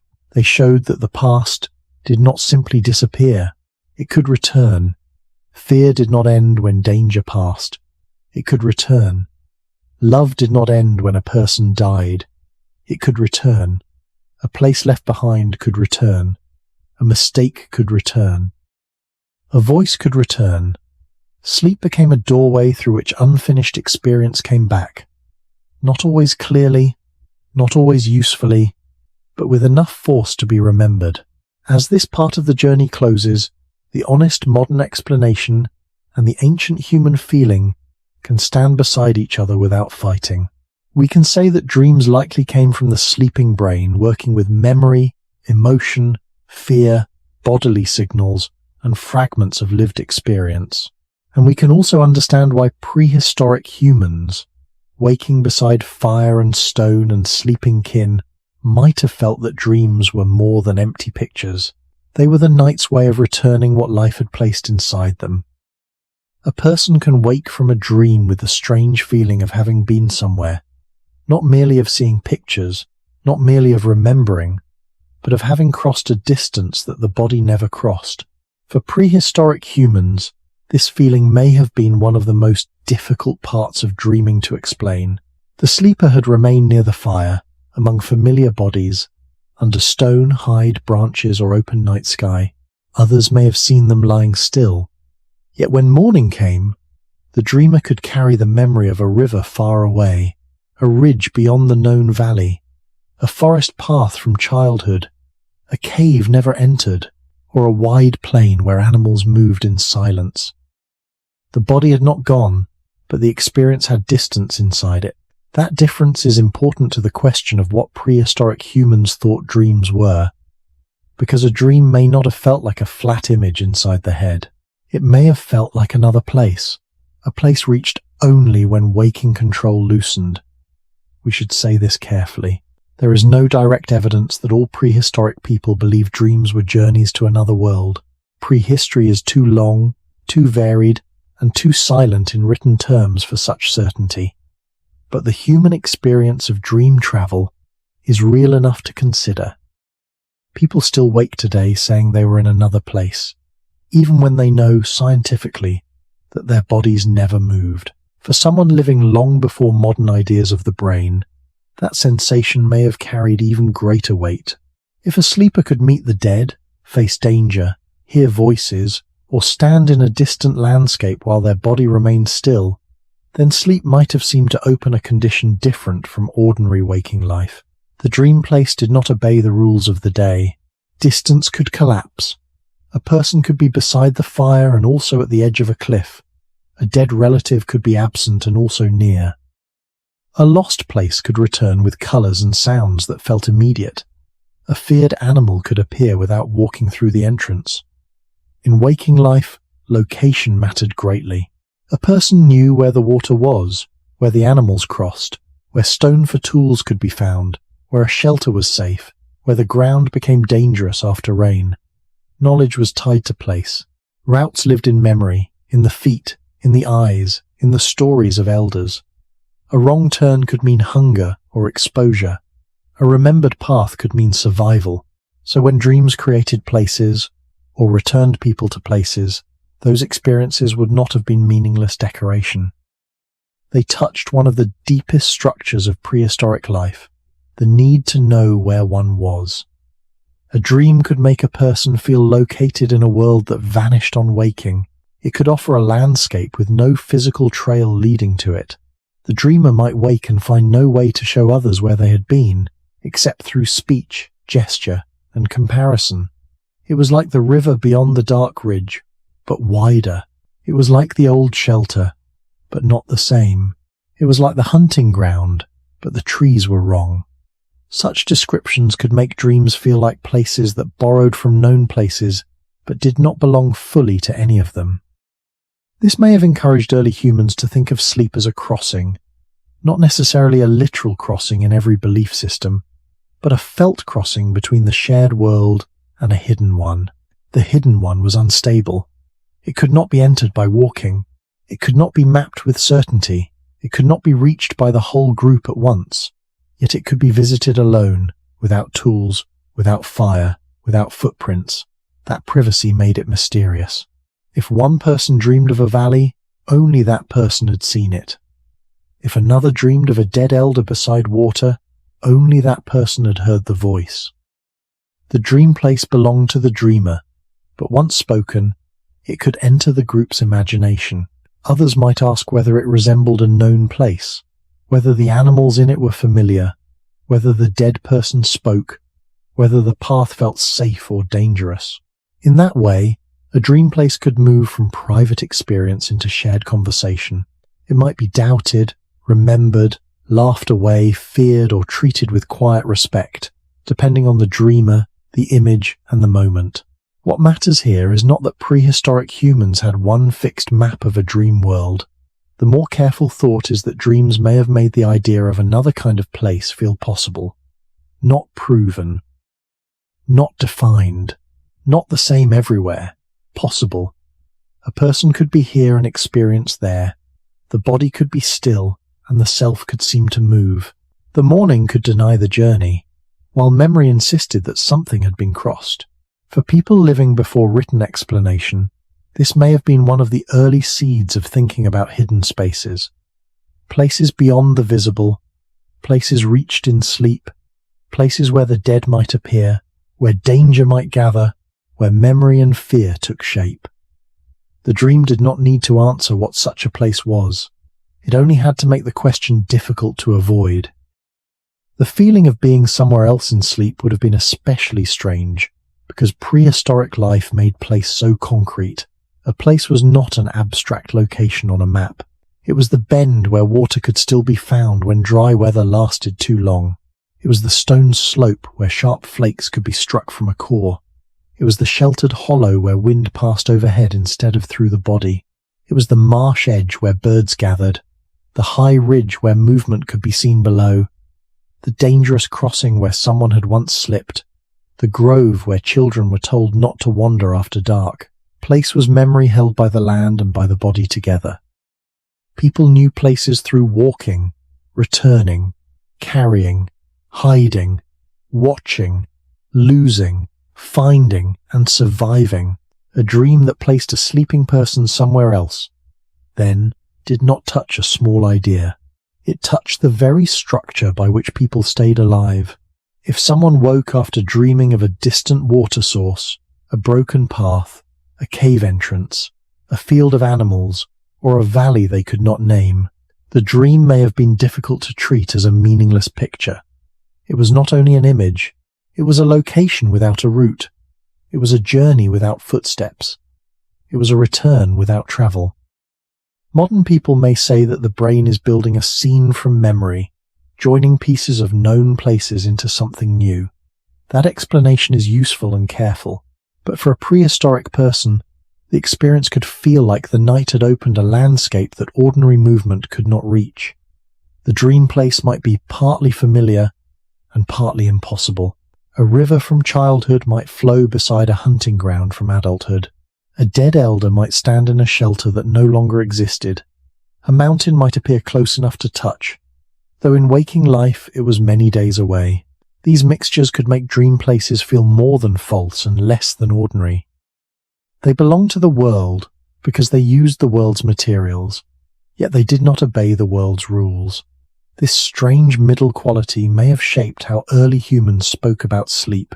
A person could tell others, "I was at the old river," or "I saw the ridge beyond the trees," or "I walked where the animals had gone," even though everyone knew the person's body had not left. The group might understand this without needing to solve it. They could know that the dream was not waking travel, and still hear the dream as an experience of place. That is an important distinction. Prehistoric humans did not have to confuse dream and daylight in order to take the dream seriously.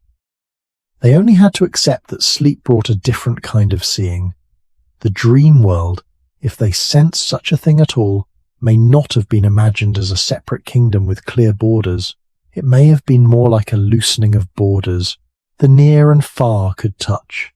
The old and recent could stand together. The living and dead could share one scene. A place lost to time could become present again for a few moments. This would matter deeply in a world without written records or drawn maps for most of human existence. To remember a place was to keep it alive through body, story, gesture, and repeated movement. Dreams could revive places that were no longer reachable, places left behind after migration, places changed by weather, places associated with hunger, safety, fear, or grief. A person who dreamed of an abandoned shelter might wake with a feeling of returning to a part of life the group had moved beyond. Someone who dreamed of an old camp after a death might feel that the dead still belong to that place. Someone who dreamed of animals in a valley might think of a route once taken by elders. Again, none of this proves that the dream was believed as literal knowledge, but it shows why dream places could carry emotional and practical weight. They were made of the geography of survival. They could bring back not only where something was, but how it felt to be there. Cold ground, smoke trapped under stone, a safe hollow, a dangerous slope, the distance between the group and food, the dark edge where eyes might be watching. Dreams could compress all of this into one scene. And when the dreamer woke, the scene might continue to influence attention. Perhaps a place from sleep reminded someone of a forgotten route. Perhaps it stirred longing for a lost territory. Perhaps it made the group speak of a past journey, an old danger, or a dead person connected to that ground. In this way, dream places could become part of collective memory, even if they began inside one sleeper. The title asks what prehistoric humans thought dreams were, and here the answer becomes quieter and more layered. Some dreams may have felt like visits to a place that was not fully here. Some may have felt like memory walking by itself. Some may have felt like the land speaking through images already known to the body. Some may simply have been confusing scenes that faded with daylight. But the strongest dream places may have suggested that human experience could move beyond the body's visible position. The sleeper was here. The dreamer was there. Both statements could feel true in different ways. That tension may have been one of the oldest mysteries of sleep. The body remained among the living, but the person seemed to cross into a landscape made from memory, fear, longing, and the deep need to find one's way. Some night journeys may have been remembered because they left the waking world feeling slightly less complete. A person opened their eyes and found the same shelter, the same bodies, the same ash, the same cold air near the ground, but the memory of another place still pressed close. That place could not be reached again by walking. It could not be shown to others with a hand pointing toward the horizon. It had no certain path, no reliable season, no trail of broken grass. Yet it had been experienced with the force of location. The dreamer had stood somewhere, searched somewhere, hidden somewhere, met someone somewhere, or lost someone somewhere. For prehistoric humans, this may have created one of the deepest puzzles of sleep. If the body had stayed here, why did experience contain a there? The question belongs directly to the origin of dream meaning, because it touches the boundary between body, place, and self. In waking life, a person's location could be shared and confirmed. Others could say, "You were beside the fire, you walked to the river, you followed the ridge, you returned with stone, you sat near the child, you slept against the wall." In dreams, location became private. Only the sleeper knew where they had seemed to go. This privacy may have made dream places feel fragile, but also powerful. They could not be verified, yet they could not be fully erased by the fact that others had not seen them. A prehistoric group might listen to such a dream and hold it lightly. They might compare it to known valleys, old camps, dangerous crossings, burial places, animal paths, or stories told by elders. The dreamer might insist that the place was like a real place, but not the same. That small difference matters. Dreams often make the familiar unfamiliar. They take a known landscape and shift it just enough that the mind recognizes it and doubts it at the same time. For early humans, this could have made sleep feel like a crossing into a version of the world that was not separate from life, but not identical to it either. The dream landscape may have been made from remembered ground, emotional pressure, and bodily need. Hunger might turn a valley into a place of animals. Grief might return a person to an old shelter where the dead still seemed alive. Fear might transform a slope into a place of falling, or a river into a place of being swept away. Longing might rebuild a lost camp with impossible clarity. Modern science can explain this by pointing to memory, emotion, and the brain's ability to create scenes during sleep. But the prehistoric dreamer would have had only the experience and its after-feeling. The place was gone, but not gone from the person. It had no track, but it had direction. It had no shared proof, but it had atmosphere. It could change how the dreamer remembered the land, the dead, the journey ahead, or the place left behind. This may be one reason dream travel became so important in human imagination across later cultures, though we must not read later beliefs directly back into the deep past as if they were the same. The cautious point is simpler. The sensation of being elsewhere is built into many dreams, and prehistoric humans would have had to live with that sensation long before they had written stories explaining it. They may have treated some dream places as mere confusion. They may have treated others as memory. They may have wondered whether sleep allowed a person to come near what could not be reached in daylight. The answer could change from one dream to another. A vague, broken scene might vanish. A dream of a known route might be discussed. A dream of a dead person in a particular place might linger with grief. A dream of animals beyond a ridge might be remembered before a journey. Meaning would gather around the dream when it touched something already important: survival, loss, direction, belonging, fear, or return. In this way, dream places may have helped early humans feel that the world had more than one layer. There was the visible layer, walked by feet and confirmed by others. There was the remembered layer, carried in stories, scars, habits, and the body's knowledge of paths. And there was the sleeping layer, where places could appear without being walked, where the dead could stand in old shelters, where danger could gather before anyone saw tracks, where a person could feel far away while still breathing among their kin. These layers did not need clear names. They could exist as feelings before they became ideas. A dream did not have to prove another world in order to suggest that human experience was wider than daylight. It only had to make a person wake with the sense that somewhere had been entered and lost. By the time the group rose, fed the fire, checked the sky, listened for animals, and prepared for the day, the dream place might already be fading. But fading is not the same as meaning nothing. The feeling could remain in a careful step, a remembered route, a silence near an old camp, or a story told quietly when others were still half asleep. Perhaps this was how some prehistoric humans first held the idea of dream journeys, not as a finished belief, not as a map of an unseen world, but as the repeated human experience of going nowhere with the body and returning from somewhere with the mind not yet named. A dream became different once it was spoken aloud. While it remained inside the sleeper, it belonged to one person, held in fading images, bodily feeling, and uncertain memory. But when the dreamer began to tell it, perhaps in the grey light before the group moved, perhaps while embers were being stirred, perhaps while a child leaned close and an elder listened without interrupting, the dream crossed from private night into shared life.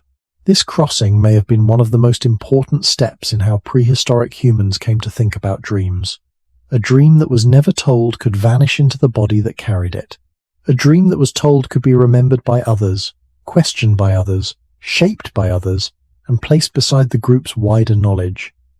In a small community, speech was not casual decoration.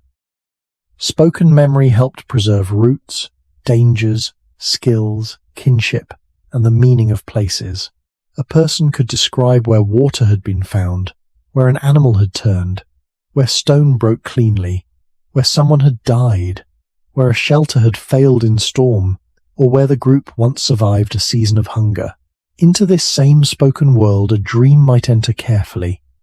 It was not the same as a witnessed event, because only one person had seen it.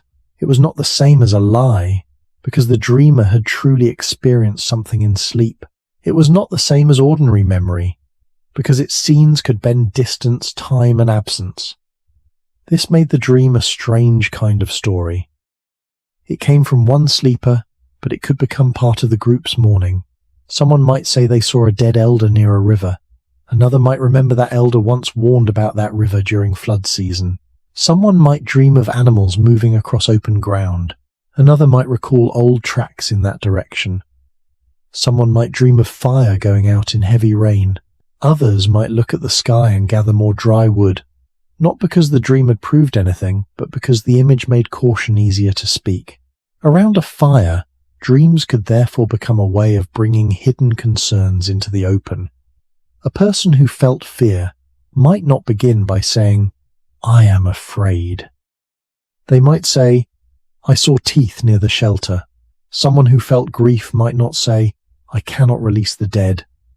They might say, "She came back in the night." Someone who sensed danger in a journey might not have clear evidence yet, but a dream could give shape to unease. This does not mean prehistoric groups accepted every dream as truth. They likely knew, through repeated life together, that dreams could be confused, exaggerated, shaped by sickness, hunger, grief, or fear. But even a doubtful dream could have value if it allowed the group to speak about what mattered. It could open a space for memory. It could remind people of a past event. It could make an old warning return. It could bring a dead person's name back into the circle. It could make one person's inner disturbance visible enough for others to respond. In this way, dreams may have helped connect the individual mind, though not yet named in modern terms, with the collective life of the group. The dreamer did not have to understand where the dream came from in order to share what it had done. The listeners did not have to believe every detail in order to hear its emotional weight. A dream told near the fire might be met with silence, comfort, laughter, fear, argument, or memory. A child's dream might be soothed. An elder's dream might be held with more attention because the elder carried long experience. A hunter's dream might be compared with tracks and weather. A grieving person's dream might be understood as sorrow speaking in images. The meaning of the dream would not rest only in the dream itself. It would grow from the people who heard it, the season in which it came, the dangers nearby, the person who appeared in it, and what the group already knew. This is why shared dreams matter so deeply to the central question of the video. Prehistoric humans may have thought of dreams not only as private night experiences, but as things that could be brought into the human circle, tested softly against memory, and woven into common attention. The dream did not need to become a formal belief to influence life. Once spoken, it could become a warning remembered for a day, a comfort held after a death, a strange story repeated by children, or a quiet reason to look more carefully at the world. And perhaps, beside the fire, as smoke moved upward and morning slowly separated faces from darkness, the dream became one of the earliest forms of human storytelling.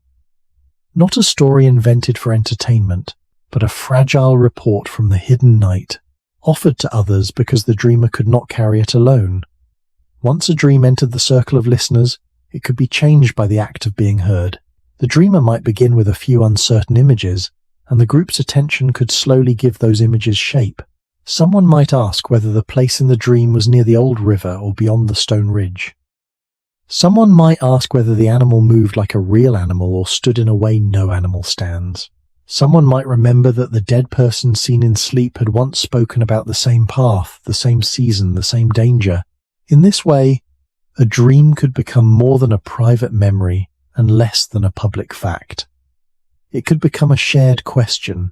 This would have mattered deeply in prehistoric life, because people survived by pooling attention. One person saw tracks. Another remembered when the herds had moved in a similar season. Another knew where the ground became soft after rain.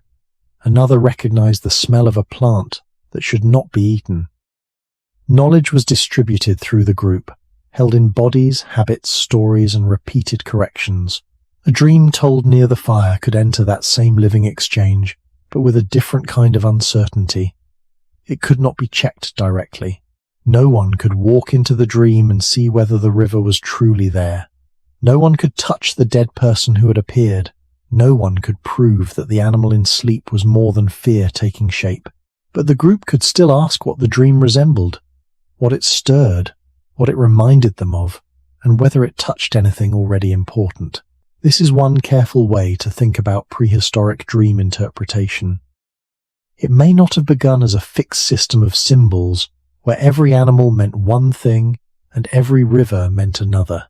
That kind of organized interpretation belongs to later cultural traditions, and even then it differs widely from place to place. In the deep prehistoric setting, the meaning of a dream may have been more immediate and relational. A river in sleep might matter because the group was thirsty, or because a child had nearly drowned, or because an old camp beside water had been abandoned, or because the dreamer's dead father had once led people there. An animal might matter because it was feared, hunted, respected, remembered, or recently seen. A dead person might matter not simply because the dead appeared, but because of who that person had been, how they died, what they knew, what was unfinished, and who still missed them. Meaning did not come from the image alone. Meaning came from the image meeting the life of the group. Around the fire, the listeners could help place the dream somewhere. They could soften it, dismiss it, strengthen it, or turn it into a memory shared by more than one person. A frightened child might be told that the animal in sleep was not outside the shelter. A grieving adult might be allowed to speak the name of the dead without being rushed. A dream before a dangerous journey might lead to a longer discussion of route, weather, and caution. A strange dream with no clear connection might be left alone. This flexible response feels more human and probably more honest than imagining one rigid prehistoric belief. People do not treat all dreams equally. Even today, a dream that fades before breakfast is different from one that changes a person's mood for a week. A dream during illness is understood differently from a dream after loss. A dream told by someone known for careful observation may be heard differently from one told by someone who often fears everything. Prehistoric groups living closely together would have known the character of the dreamer. They would know who was grieving, who was hungry, who had been injured, who carried guilt, who had long memory of places, who had recently quarreled, who had slept badly, who had seen signs others missed. The dream, once spoken, would be heard through all of that. This is why shared dreams could help early humans think not only about sleep, but about one another. A dream might reveal fear a person had not said directly. It might reveal attachment that grief had made difficult to name. It might reveal a remembered place the group had not spoken of for a long time. It might reveal anxiety before a hunt or migration. Whether or not the dream was treated as a message, it could tell the group something about the dreamer, and in a small community, understanding the state of another person mattered. A fearful person might need reassurance. A grieving person might need company. A cautious person might help protect the group. A disturbed person might need rest, food, warmth, or care. Dreams, then, may have functioned as a kind of night speech, a way for hidden experience to become visible enough to be held by others. The dreamer did not bring back an object, but brought back an image that carried feeling. The group could not verify the image, but they could respond to the feeling. That response may have been one of the oldest human uses of dreams. Not prediction, not doctrine, not entertainment, but shared attention to what the night had stirred inside someone. And perhaps, around those early fires, people began to learn that a dream could belong to one sleeper and still ask something of everyone who listened. A dream told more than once could begin to live differently from the dream as it first appeared. The first telling might be uncertain, broken, still close to sleep. The second telling might become clearer, not because the dream itself was more exact, but because human memory naturally shapes what it carries. A frightened image might become easier to describe. A dead person's gesture might gain a sharper meaning. A strange landscape might be compared to a known place until the group could almost see it together. This does not mean the dreamer was lying. It means that once a dream entered speech, it entered the same human process that shaped all memory before writing. Repetition, correction, emphasis, forgetting, and shared attention. For prehistoric people, whose histories lived in voices, bodies, tools, paths, and remembered places, this process mattered deeply. A dream could begin as one person's night experience, then become a small story that others remembered because it touched something already important. Perhaps it came before a difficult journey. Perhaps it followed a death. Perhaps it named an animal that had been troubling the group. Perhaps it returned the image of an old camp, a lost child, a dangerous river, or a person whose knowledge was still needed. If the dream seemed to connect with what happened later, even loosely, it might be told again. If it brought comfort after grief, it might be held gently. If it stirred fear before a hunt, it might be remembered as part of the group's caution. Over time, such dreams could become woven into the way people understood particular places, persons, and moments. The river was not only the river where water was found, it might also be the river someone saw in a troubling dream. The old shelter was not only a place once used, it might also be the place where the dead appeared in sleep. The ridge was not only a line of stone, it might carry the memory of a dream before an accident, a storm, or a return of animals. This is how dreams may have become attached to the landscape of prehistoric life. Not as written doctrine, not as fixed mythology in every case, but as remembered images spoken beside real places. The group did not need to believe every dream, literally, for dreams to become part of collective meaning. A dream could be half believed, half doubted, and still remembered. It could be a warning people did not fully trust, but did not completely ignore. It could be a grief image that no one tried to prove, because proving it was not the point. It could be a story that helped children understand why a place felt dangerous, why a dead elder was still spoken of with care, why a journey was approached with silence, or why a certain animal was watched closely. In this way, dreams may have helped early humans turn invisible experience into shared memory. They gave shape to fear, loss, longing, caution, and uncertainty, and once shaped, those feelings could be passed from one person to another. This is one of the most human things about dreams. They happen alone, but they often ask to be told. Even today, people wake and say, "I had a strange dream," not always because they believe it predicts anything, but because the feeling is too strong to leave unspoken. For prehistoric humans, living without writing and surrounded by dangers that demanded constant attention, that impulse may have carried special importance. A dream could become a way of saying what was difficult to say directly. I miss the dead. I fear the journey. I remember the old place. I do not trust the weather. I feel that something is unfinished.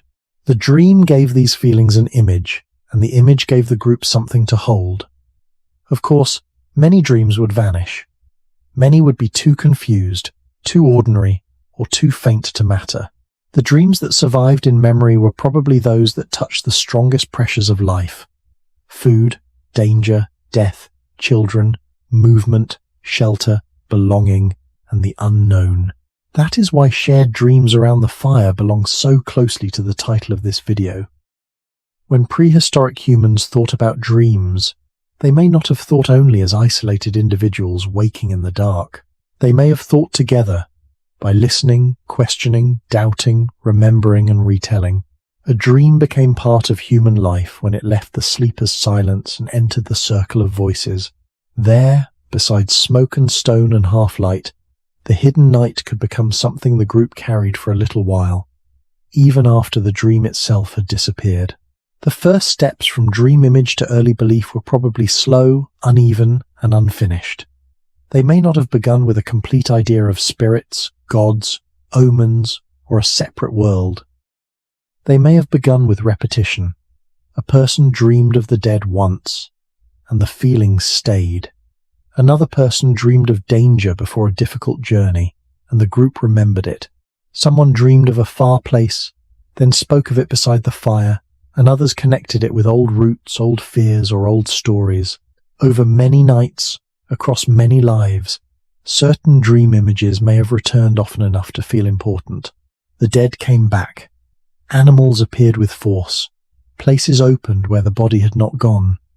Voices spoke when no one was awake. Fear arrived before daylight. Longing rebuilt what had been lost. These experiences did not automatically become religion, and it would be dishonest to say that dreams alone created early belief. Human belief grows from many sources: death, burial, landscape, pattern seeking, social bonds, fear, gratitude, memory, ritual behavior, and the need to make sense of events no one can control. But dreams may have been one of the powerful experiences that helped make unseen possibility feel real. They gave humans repeated contact with things that were absent in waking life, but present in experience. A dead person was gone, yet could appear. A distant place was unreachable, yet could be entered. A danger had not happened, yet could be felt. A voice had no visible speaker, yet could be heard. For prehistoric humans, this may have made the world feel less flat than daylight suggested. The visible world was not the only world the human being encountered. There was also the world that came in sleep, unstable and private, but emotionally strong. This is where careful thinking is needed. We cannot say prehistoric humans believed this exact thing about dreams. We cannot place one belief into every cave, every camp, every valley, every coastline, every period of human prehistory.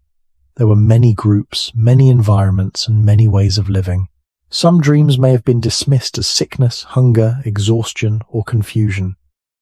Some may have been treated with caution. Some may have been remembered for emotional reasons. Some may have been connected with the dead or with danger. What we can say is that dreams created a repeated human problem. They made invisible experience feel active, and when an invisible experience changes how people behave, speak, grieve, decide, or remember, it becomes part of culture. A dream image does not remain only an image if it changes the morning. If a dream of a dead elder leads someone to repeat an old teaching, the dream has helped keep memory alive. If a dream of a dangerous place leads the group to discuss a route more carefully, the dream has entered practical judgment. If a dream of animals makes people remember old movement patterns, the dream has touched survival knowledge. If a dream of a lost child brings grief into speech, the dream has shaped emotional life. From such small movements, belief can begin, not as a finished system, but as a way of giving repeated experiences a place. Prehistoric belief, if we imagine it cautiously, may have grown from the need to live with experiences that were not easily checked but not easily ignored. Dreams belonged exactly to that kind of experience. They were not like stones, tools, bones, fire, or tracks, because they could not be held. They were not like ordinary thoughts either, because they arrived with a vividness and force that seemed to come from beyond deliberate control. They stood between the seen and the unseen. They made the dead present without returning the body. They made fear present without showing the danger. They made place present without a path. This middle position may have allowed dreams to become attached to early ideas about presence, hidden forces, ancestors, signs, or the continuing power of memory. Again, these are cautious possibilities, not fixed claims, but they help us understand why dreams could matter so much in a prehistoric world. People did not need a formal doctrine to feel that certain dreams were worth respect. They only needed to notice that some dreams came again and again, that some dreams followed grief or danger, that some dreams affected the group, and that some dreams seemed to carry more weight than ordinary night confusion. In that sense, dreams may have helped early humans practice one of the oldest forms of meaning-making, taking an experience that cannot be fully explained, comparing it with life, and slowly giving it a place among the things that guide attention. This does not make dreams true in a literal sense. It means they were humanly powerful.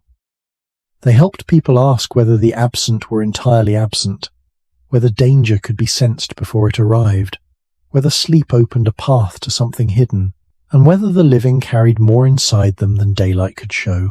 Early belief may have begun wherever such questions were repeated often enough that silence was no longer enough.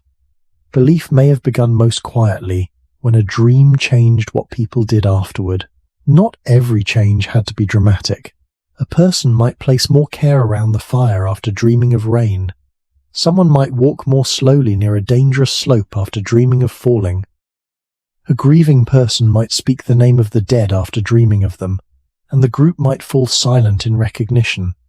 A hunter might remember an old warning because an animal appeared in sleep.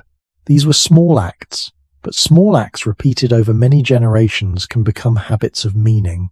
For prehistoric humans, the line between memory, caution, respect, and belief may not have been as sharply drawn as it is for us. A dream did not need to become a formal message to influence behavior. It only needed to be remembered at the right moment.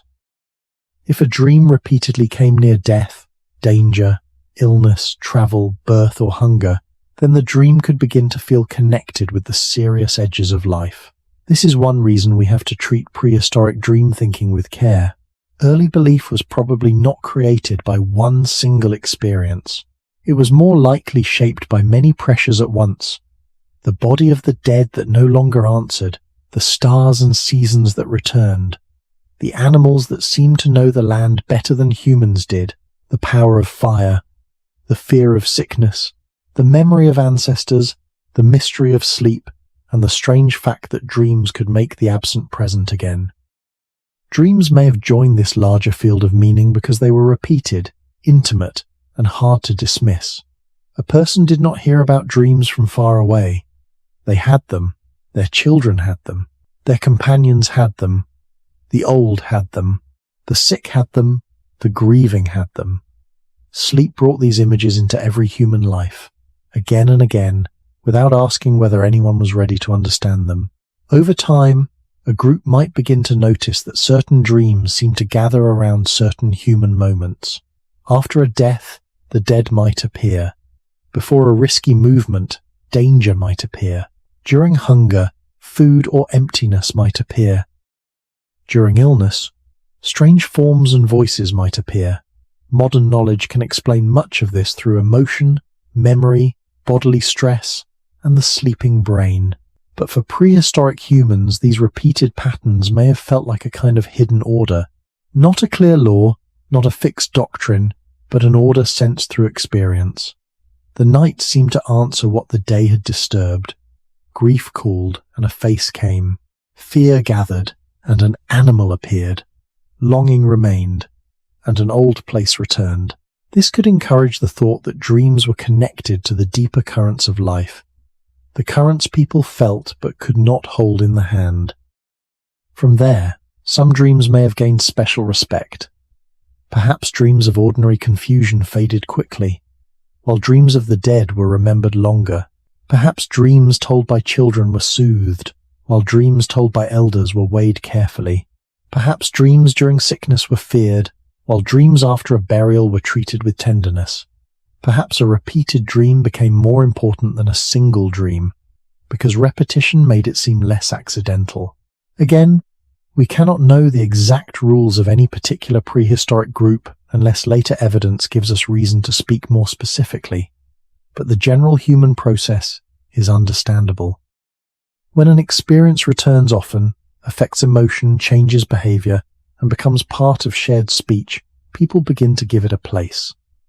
That place may be the beginning of belief, not belief as a written statement, but belief as a way of living around uncertainty. A dream of a dead person might lead people to treat the dead as somehow still socially present, at least in memory and feeling. A dream of danger might lead people to treat the night image as a possible warning, at least for a while. A dream of another place might lead people to wonder whether sleep allowed a person to cross boundaries that daylight could not cross. These thoughts would not have needed to be systematized. They could remain flexible, changing with the dream and the situation. One dream might be laughed away, another might be told with lowered voices, another might be remembered for years because it came at a turning point in the group's life. In this way, Dreams may have helped early humans build bridges between personal experience and shared belief. The dream itself was private, but the meaning could become public. If the group listened, responded, and remembered, the dream became part of culture. It might influence how people spoke of the dead, how they prepared for danger, how they treated certain places, or how they understood the strange condition of sleep. This does not mean dreams created belief out of nothing. It means dreams gave belief one of its most powerful raw materials, a vivid experience of something unseen. Prehistoric humans lived close to visible evidence, but they also lived with things that could not be fully seen. Fear before danger, grief after death, trust between kin, memory of roots, the authority of elders, the mood of weather, the feeling that a place was safe or unsafe. Dreams belonged among these unseen forces. They were invisible to others, yet visible to the sleeper. They could not be touched, yet they could touch behavior. They could not be proven, yet they could be remembered. This is why dream images may have slowly moved toward early belief. They showed that the human world was not made only of objects. It was also made of presences, absences, warnings, attachments, and meanings that lived in the space between people.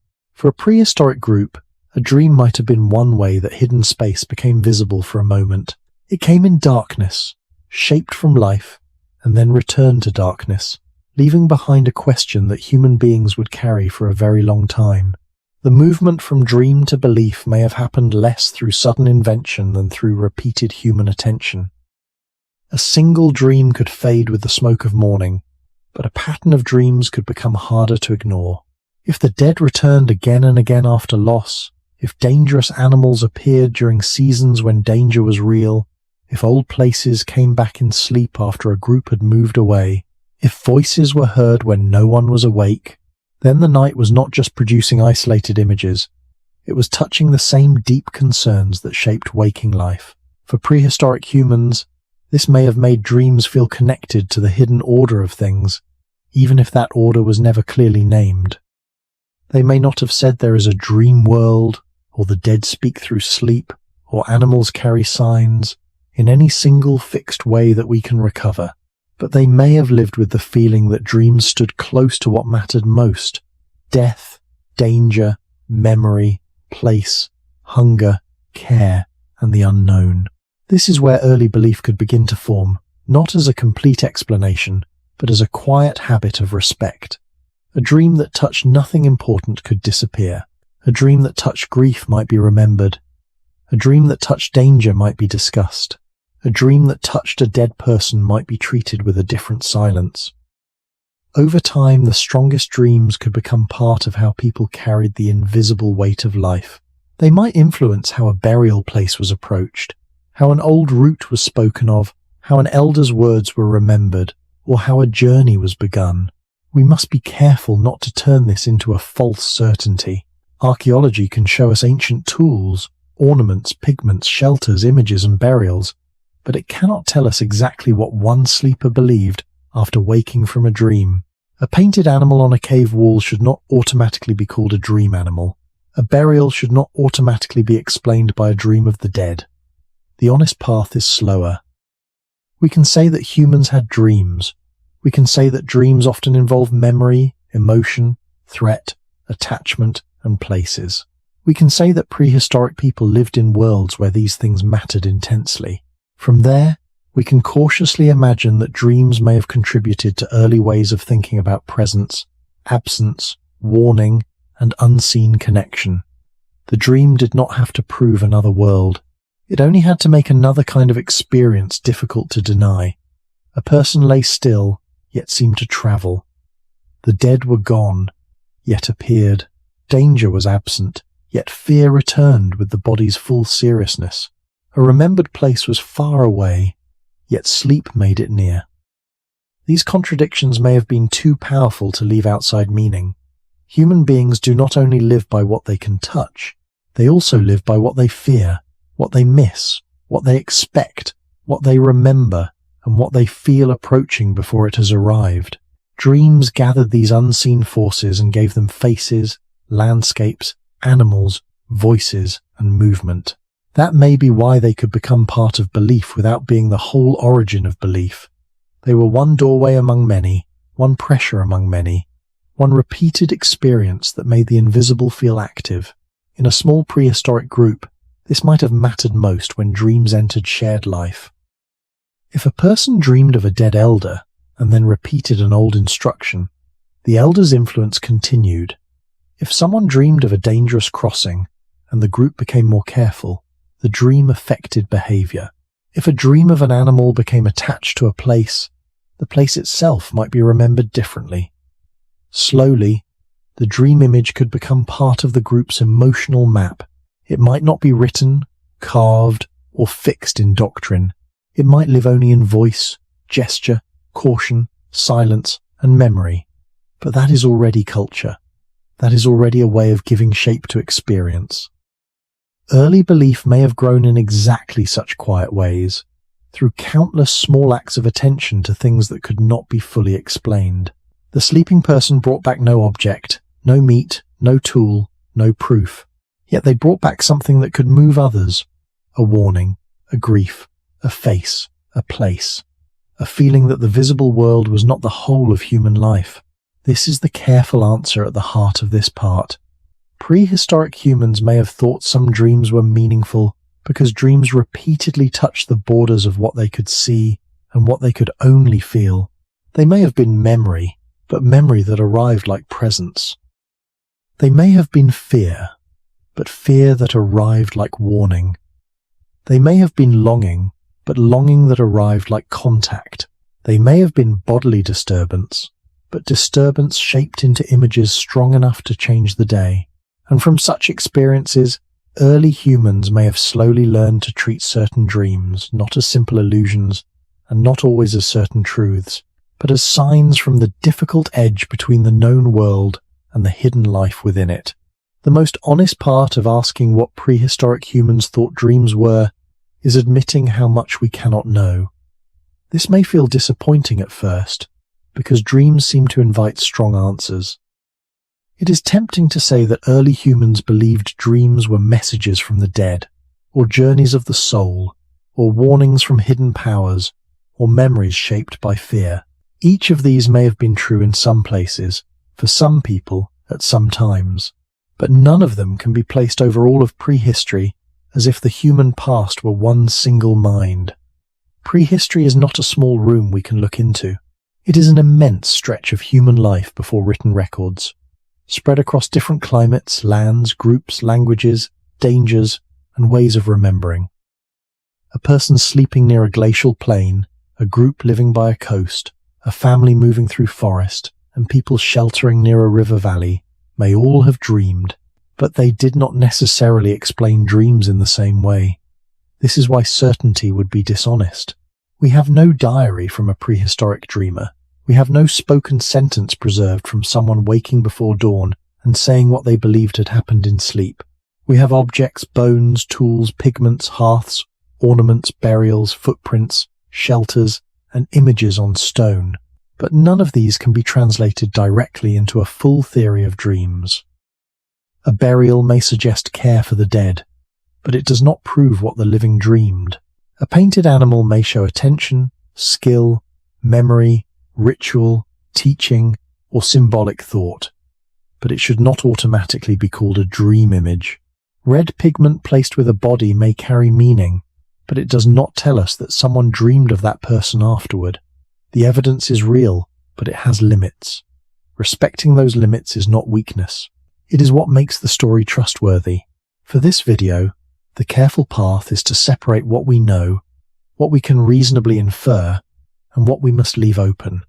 We know that prehistoric humans were biologically human. They slept. Their brains were capable of memory, emotion, fear, attachment, imagination, and dreaming. We know that human dreams often draw on daily experience, grief, danger, desire, bodily states, and old memories. We know that people in later cultures have often taken dreams seriously in many different ways, sometimes as messages, sometimes as warnings, sometimes as contact with the dead, sometimes as signs of illness, sometimes as ordinary confusion. These facts allow cautious reflection. They do not allow a single final claim. The responsible answer is not, prehistoric humans thought dreams were this one thing. The responsible answer is that dreams likely created recurring questions wherever humans slept. Why did the absent appear? Why did danger feel present? Why did the body remain still while experience moved? Why did some images fade and others change the day? These questions could have been answered differently by different groups. Some people may have treated a frightening dream as only the result of bad sleep, fever, hunger, or smoke. Others may have heard a dream of the dead with deep seriousness. Some dreams may have been ignored. Some may have been retold until they became part of group memory. Some may have influenced caution before a journey. Some may have comforted grief without becoming doctrine. The truth is probably plural, changing, and unfinished. That is not less interesting than a simple answer. It is more human. Dreams themselves are plural. They do not come in one form. They can be broken, vivid, tender, terrifying, ordinary, absurd, or unforgettable. It would be strange to imagine that early humans, who lived with practical intelligence and close observation, treated every dream in exactly the same way. They likely noticed differences. A fever dream may have felt different from a dream after a burial. A child's nightmare may have been treated differently from an elder's repeated dream. A dream after hunger may have been understood differently from a dream before a dangerous journey. Without writing, these differences would live in memory, speech, habit, and the social knowledge of the group. This means the central question of the video should remain careful. Not, what did all prehistoric humans believe, but what kinds of meanings could dreams have carried in prehistoric life? That question keeps us close to the evidence and close to the human experience. It allows us to explore dreams as memory, warning, visitation, emotional return, bodily disturbance, and possible contact with unseen forces, while still remembering that these are cautious possibilities. The deeper value is not pretending we have recovered a lost prehistoric doctrine. The deeper value is learning how to think honestly about a silent past. When the past leaves no words, the most respectful thing we can do is not fill the silence too quickly. We can stand near it, look at what evidence remains, listen to what human experience makes plausible, and admit that some part of the dreamer's morning is gone forever. The limits of evidence do not leave us with nothing. They ask us to move more slowly. When we look at prehistory, we are not looking at people who are simple, silent, or unable to think deeply. We are looking at people whose thoughts were not written down for us. That difference matters. A prehistoric person could grieve, wonder, fear, remember, compare, doubt, and tell stories without leaving a sentence for us to read. They could wake from a dream of the dead and feel shaken for the rest of the day, but that feeling would not fossilize. They could speak of a strange animal seen in sleep, but the smoke of that morning would disappear. They could decide to delay a journey after a troubling dream, but the hesitation itself would leave no clear mark in the ground. This is why we must not confuse absence of evidence with absence of experience. Dreams almost certainly mattered to some prehistoric people because dreams matter to human beings generally, but the exact form of that meaning is hidden from us. We can see the edge of the problem, not the whole interior. Archaeology gives us traces of bodies, tools, shelters, movement, diet, burial practices, pigment use, ornaments, and symbolic behavior in some places. These traces tell us that prehistoric humans were not merely surviving like machines. They made choices. They shaped materials. They cared for the dead in some contexts. They marked surfaces. They carried objects that were not only useful in the simplest sense, they lived with memory and meaning. But none of these traces can be forced to say, this is what they thought dreams were. A grave does not automatically tell us about dreams of the dead. A cave image does not automatically tell us it came from a dream. A carved or painted sign does not automatically reveal a sleeping vision. The responsible path is to let evidence support the atmosphere of human meaning without pretending it gives us a full explanation of private experience. This is especially important for a video like this. because the subject invites beautiful but risky claims.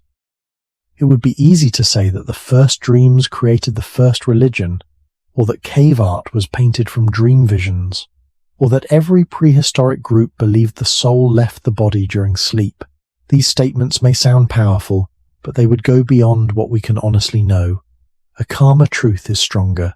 Dreams were likely one part of a much larger human effort to understand life, death, danger, memory, and unseen forces. They may have contributed to early beliefs in some groups. They may have been treated as warnings, visits, journeys, or disturbances in some situations. They may have been ignored in others. The same group may have responded differently depending on who dreamed, what was dreamed, and what was happening around them. A dream during fever may have been linked to illness. A dream after hunger may have been linked to the body's need. A dream of a dead relative soon after burial may have carried grief and possible presence. A repeated dream before a journey may have been heard as caution. These meanings could overlap. They did not need to be separated into neat categories. One dream could be memory and warning. Another could be grief and comfort. Another could be fear and bodily distress. Another could be treated as strange, then forgotten. This plural way of thinking is probably closer to real human life than any single answer. Even today, with all our scientific language, people do not treat dreams in only one way. A person may know that dreams arise from the sleeping brain and still feel moved by one. Someone may dismiss a confusing dream in the morning, yet remember a dream of a dead parent for years. Someone may say a nightmare was only stress, but still act more cautiously afterward. Modern knowledge has not removed the emotional authority of dreams. It has only given us another way to understand them. Prehistoric humans had their own ways of living with that authority, but most of those ways are lost. What remains for us is a careful reconstruction of possibilities. We can say that dreams likely drew on the same forces that shaped waking life: memory of landscapes, fear of predators, hunger, weather, illness, kinship, grief, and the need to belong. We can say that dreams were private but could become shared when told aloud. We can say that repeated dreams or emotionally powerful dreams may have influenced early meanings around the dead, danger, travel, and hidden presence. We can say that some dreams may have seemed like another place, because the body stayed still while experience moved. But we should keep each sentence soft enough to leave room for uncertainty. The prehistoric dreamer is not here to correct us. That is why honesty requires humility. The purpose is not to solve the ancient dream completely. It is to approach it without breaking it. There is value in saying, "We do not know," when we truly do not know. There is also value in saying, "This is plausible," when human biology, later cultural patterns, and prehistoric conditions make it reasonable. Between those two statements, a trustworthy story can be told.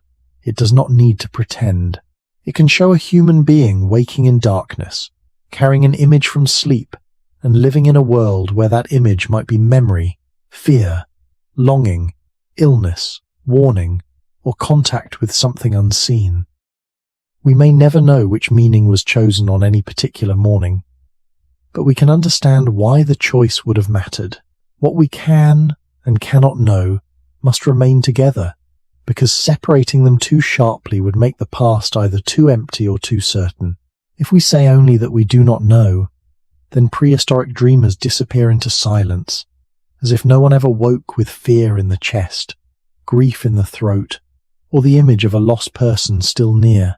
But if we say too confidently what they believed, then we place our own words into their mouths and turn a hidden human experience into a false certainty.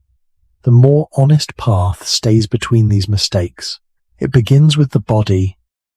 Prehistoric humans slept, dreamed, woke, remembered, feared, loved, lost, and lived in groups where one person's state could affect everyone nearby.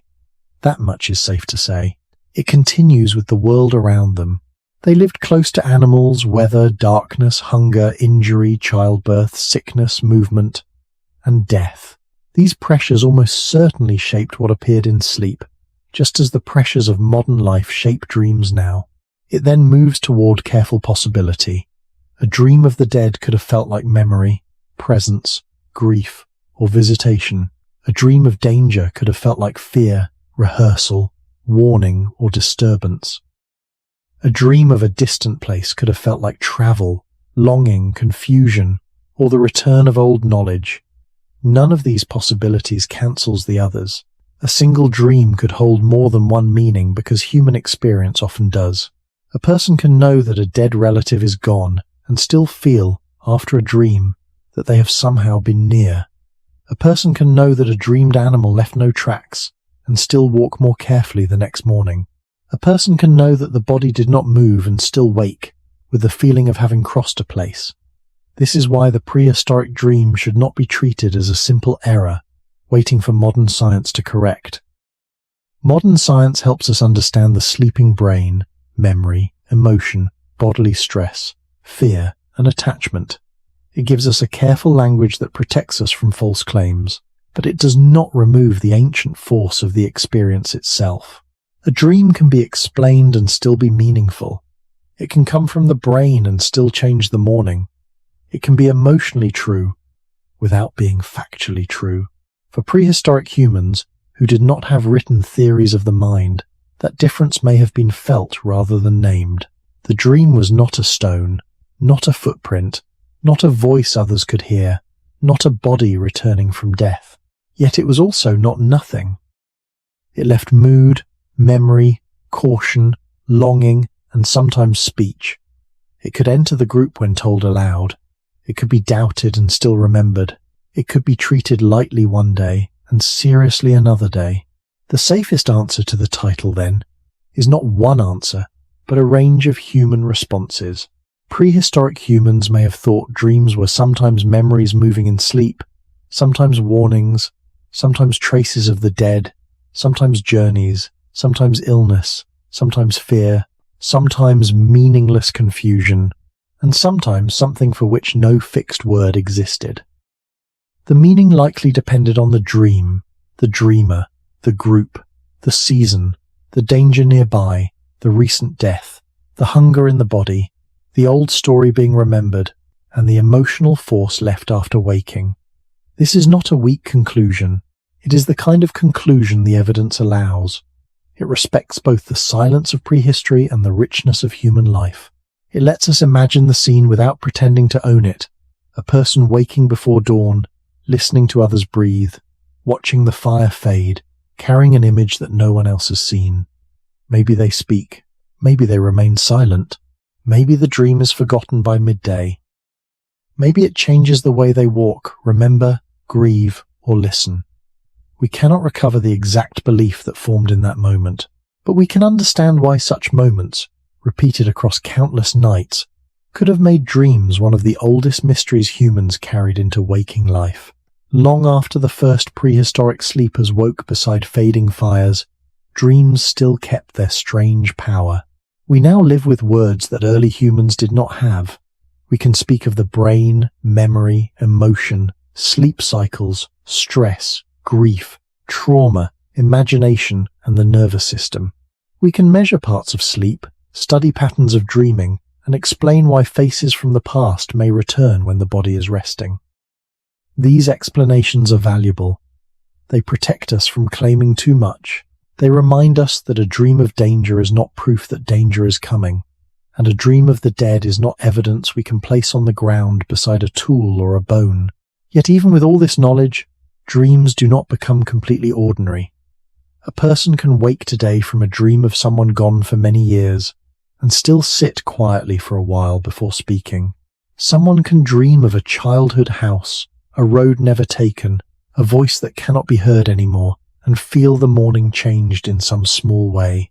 This is where the distance between us and prehistoric humans becomes smaller. We may explain dreams differently, but we still know what it means to wake with something that has no outer proof and still carries in a force. The prehistoric dreamer and the modern dreamer are not the same in culture, language, or belief, but they share the human condition of returning from sleep with images that feel more powerful than their evidence.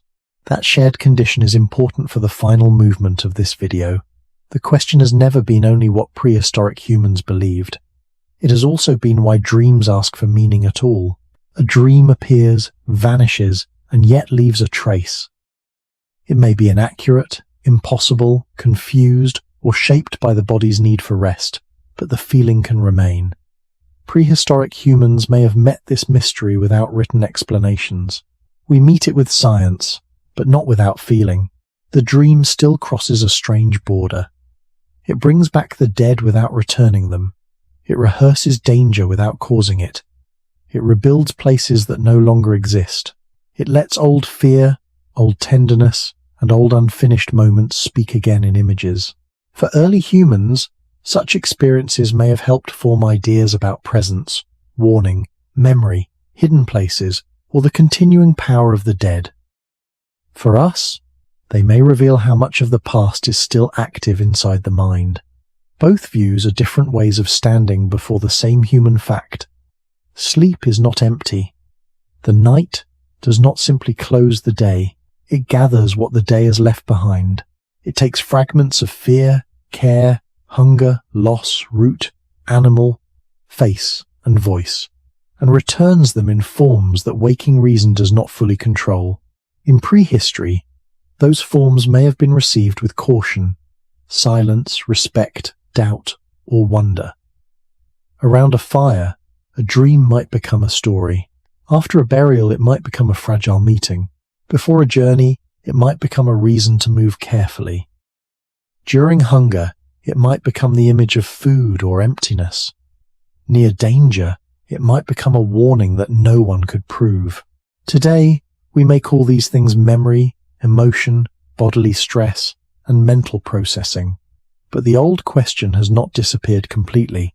What should a human being do with an experience that is not factual in the ordinary sense, yet still reveals something about fear, love, attention, and longing? This is why dreams stayed with us. They survive every explanation because they do not live only in belief. They live in the way the mind carries life forward. A dream may not tell us what will happen, but it can show what the heart has not released. It may not open a proven hidden world, but it can reveal the hidden weight of the visible one. It may not bring back the dead, but it can show how deeply the dead remain within the living. Perhaps prehistoric humans, waking in darkness, sensed some part of this without naming it.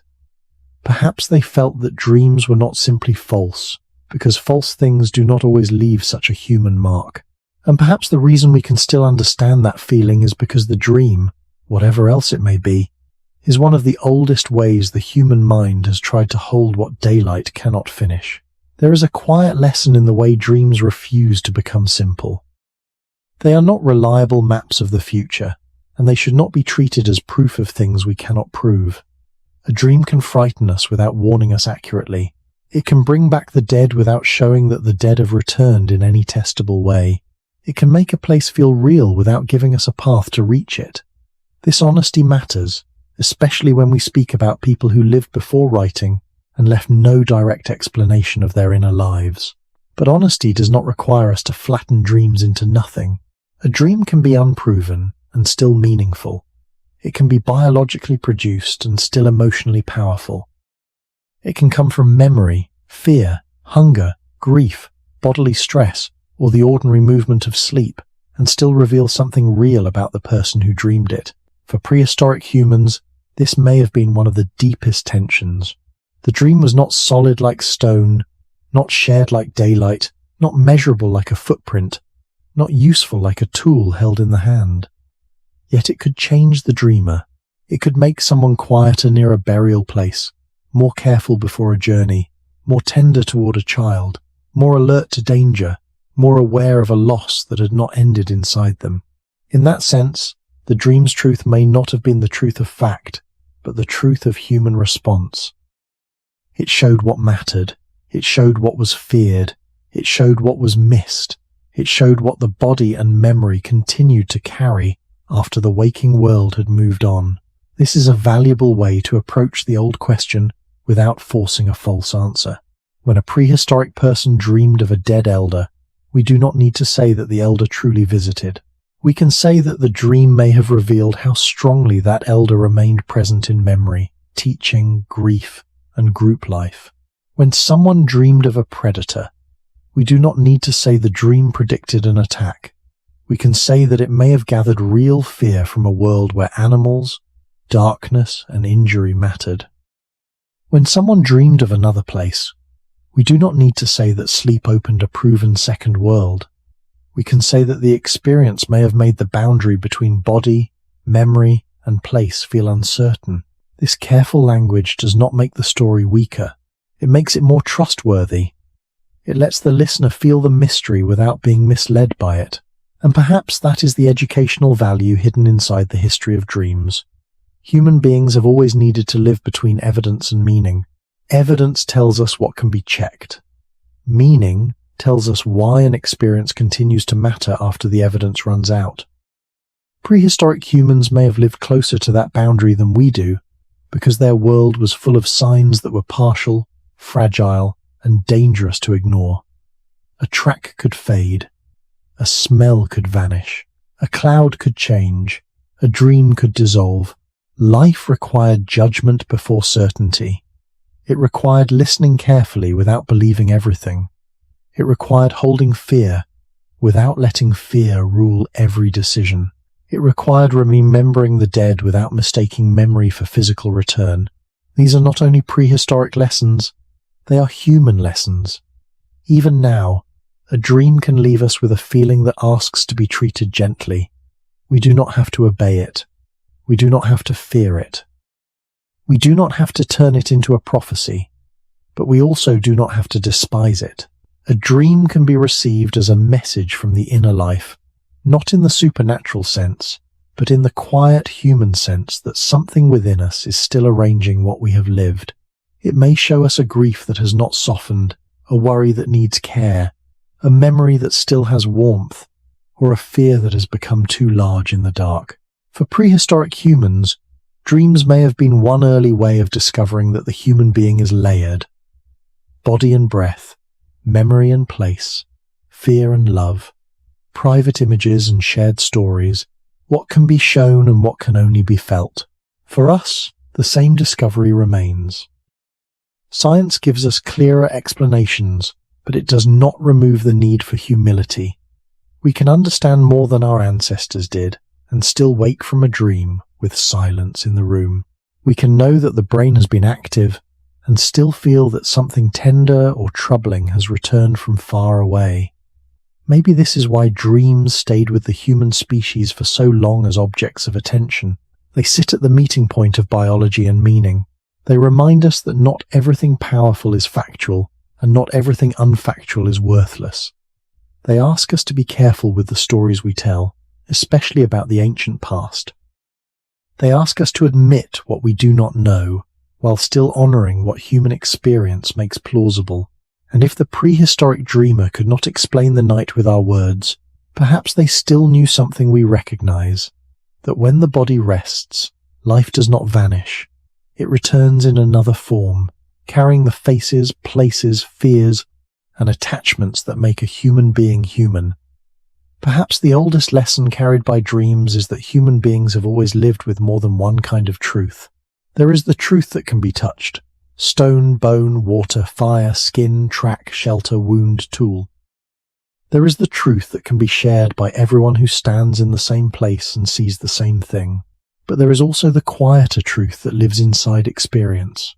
Fear after danger has passed, love after a person is gone, memory after a place has been left behind, caution before proof arrives, and longing that returns when the world is dark enough for it to be heard. Prehistoric humans may not have had our words for these things. They may not have separated brain, mind, memory, imagination, and emotion as we do, yet they lived with the same human problem. A dream could show something that was not physically present and still leave the dreamer changed. It could bring the dead close without returning the dead to daylight. It could make a danger feel near without proving that danger was outside the shelter. It could rebuild an old place without giving a path back to it. It could take hunger, grief, fear, affection, and memory, and make them move again in the night. If we ask what prehistoric humans thought dreams were, the most honest final answer is not a single sentence. They may have thought different dreams were different things. Some may have been warnings. Some may have been memories. Some may have been signs of illness, hunger, exhaustion, or fear. Some may have felt like visits from the dead. Some may have felt like journeys to places the body had not reached. Some may have been told aloud and remembered by the group. Others may have faded before the sun rose. The meaning would have depended on the dream, the dreamer, the season, the danger nearby, the dead recently lost, the hunger in the body, the age and status of the person speaking, and the way the group listened. This uncertainty is not a failure of the story. It is the truth of the subject. Prehistory does not give us a written answer, and dreams themselves rarely give simple answers even now. What they give is a trace. For early humans, that trace may have been enough to make sleep feel like a place where the hidden pressures of life became visible for a moment. For modern humans, the lesson is quieter but still useful. We do not need to fear every dream. We do not need to obey every dream. We do not need to turn dreams into prophecy or claim certainty where there is none. But we can listen to them with humility, because even when a dream is not factual, it may show what the mind is carrying. A dream may reveal worry that has been ignored, grief that still needs tenderness, an old fear that has not fully settled, or a memory that still asks for a place in us. This is where the educational value of the ancient question remains alive. Studying prehistoric dreams does not only teach us about people long gone, it teaches us how to be careful with meaning. It teaches us not to confuse emotional force with proof, but also not to dismiss emotional force as worthless. It teaches us that human beings have always tried to understand experiences that cannot be held in the hand. Around the first fires, someone may have woken from a dream and looked into the ordinary morning with an extraordinary feeling still inside them. Today, someone may wake in a quiet room, knowing more about the brain than any prehistoric person could have known, and still pause because a face, a place, or a voice has returned from sleep with unexpected weight. Between those two mornings, separated by tens of thousands of years, something remains continuous. The dream comes, the dream fades, and the waking person must decide how gently, how carefully, and how honestly to carry what is left. Maybe that is why dreams have never fully belonged only to science, or only to belief, or only to memory. They belong to the border, where human life becomes aware of its own depth. They remind us that we are made not only of what happens to us, but of what stays with us after it is gone. And so, when the first humans opened their eyes beside the fading fire, and something from the hidden night still moved inside them, perhaps the question was not simply whether the dream was real, but what kind of reality could leave no footprint and still change the way a person met the morning.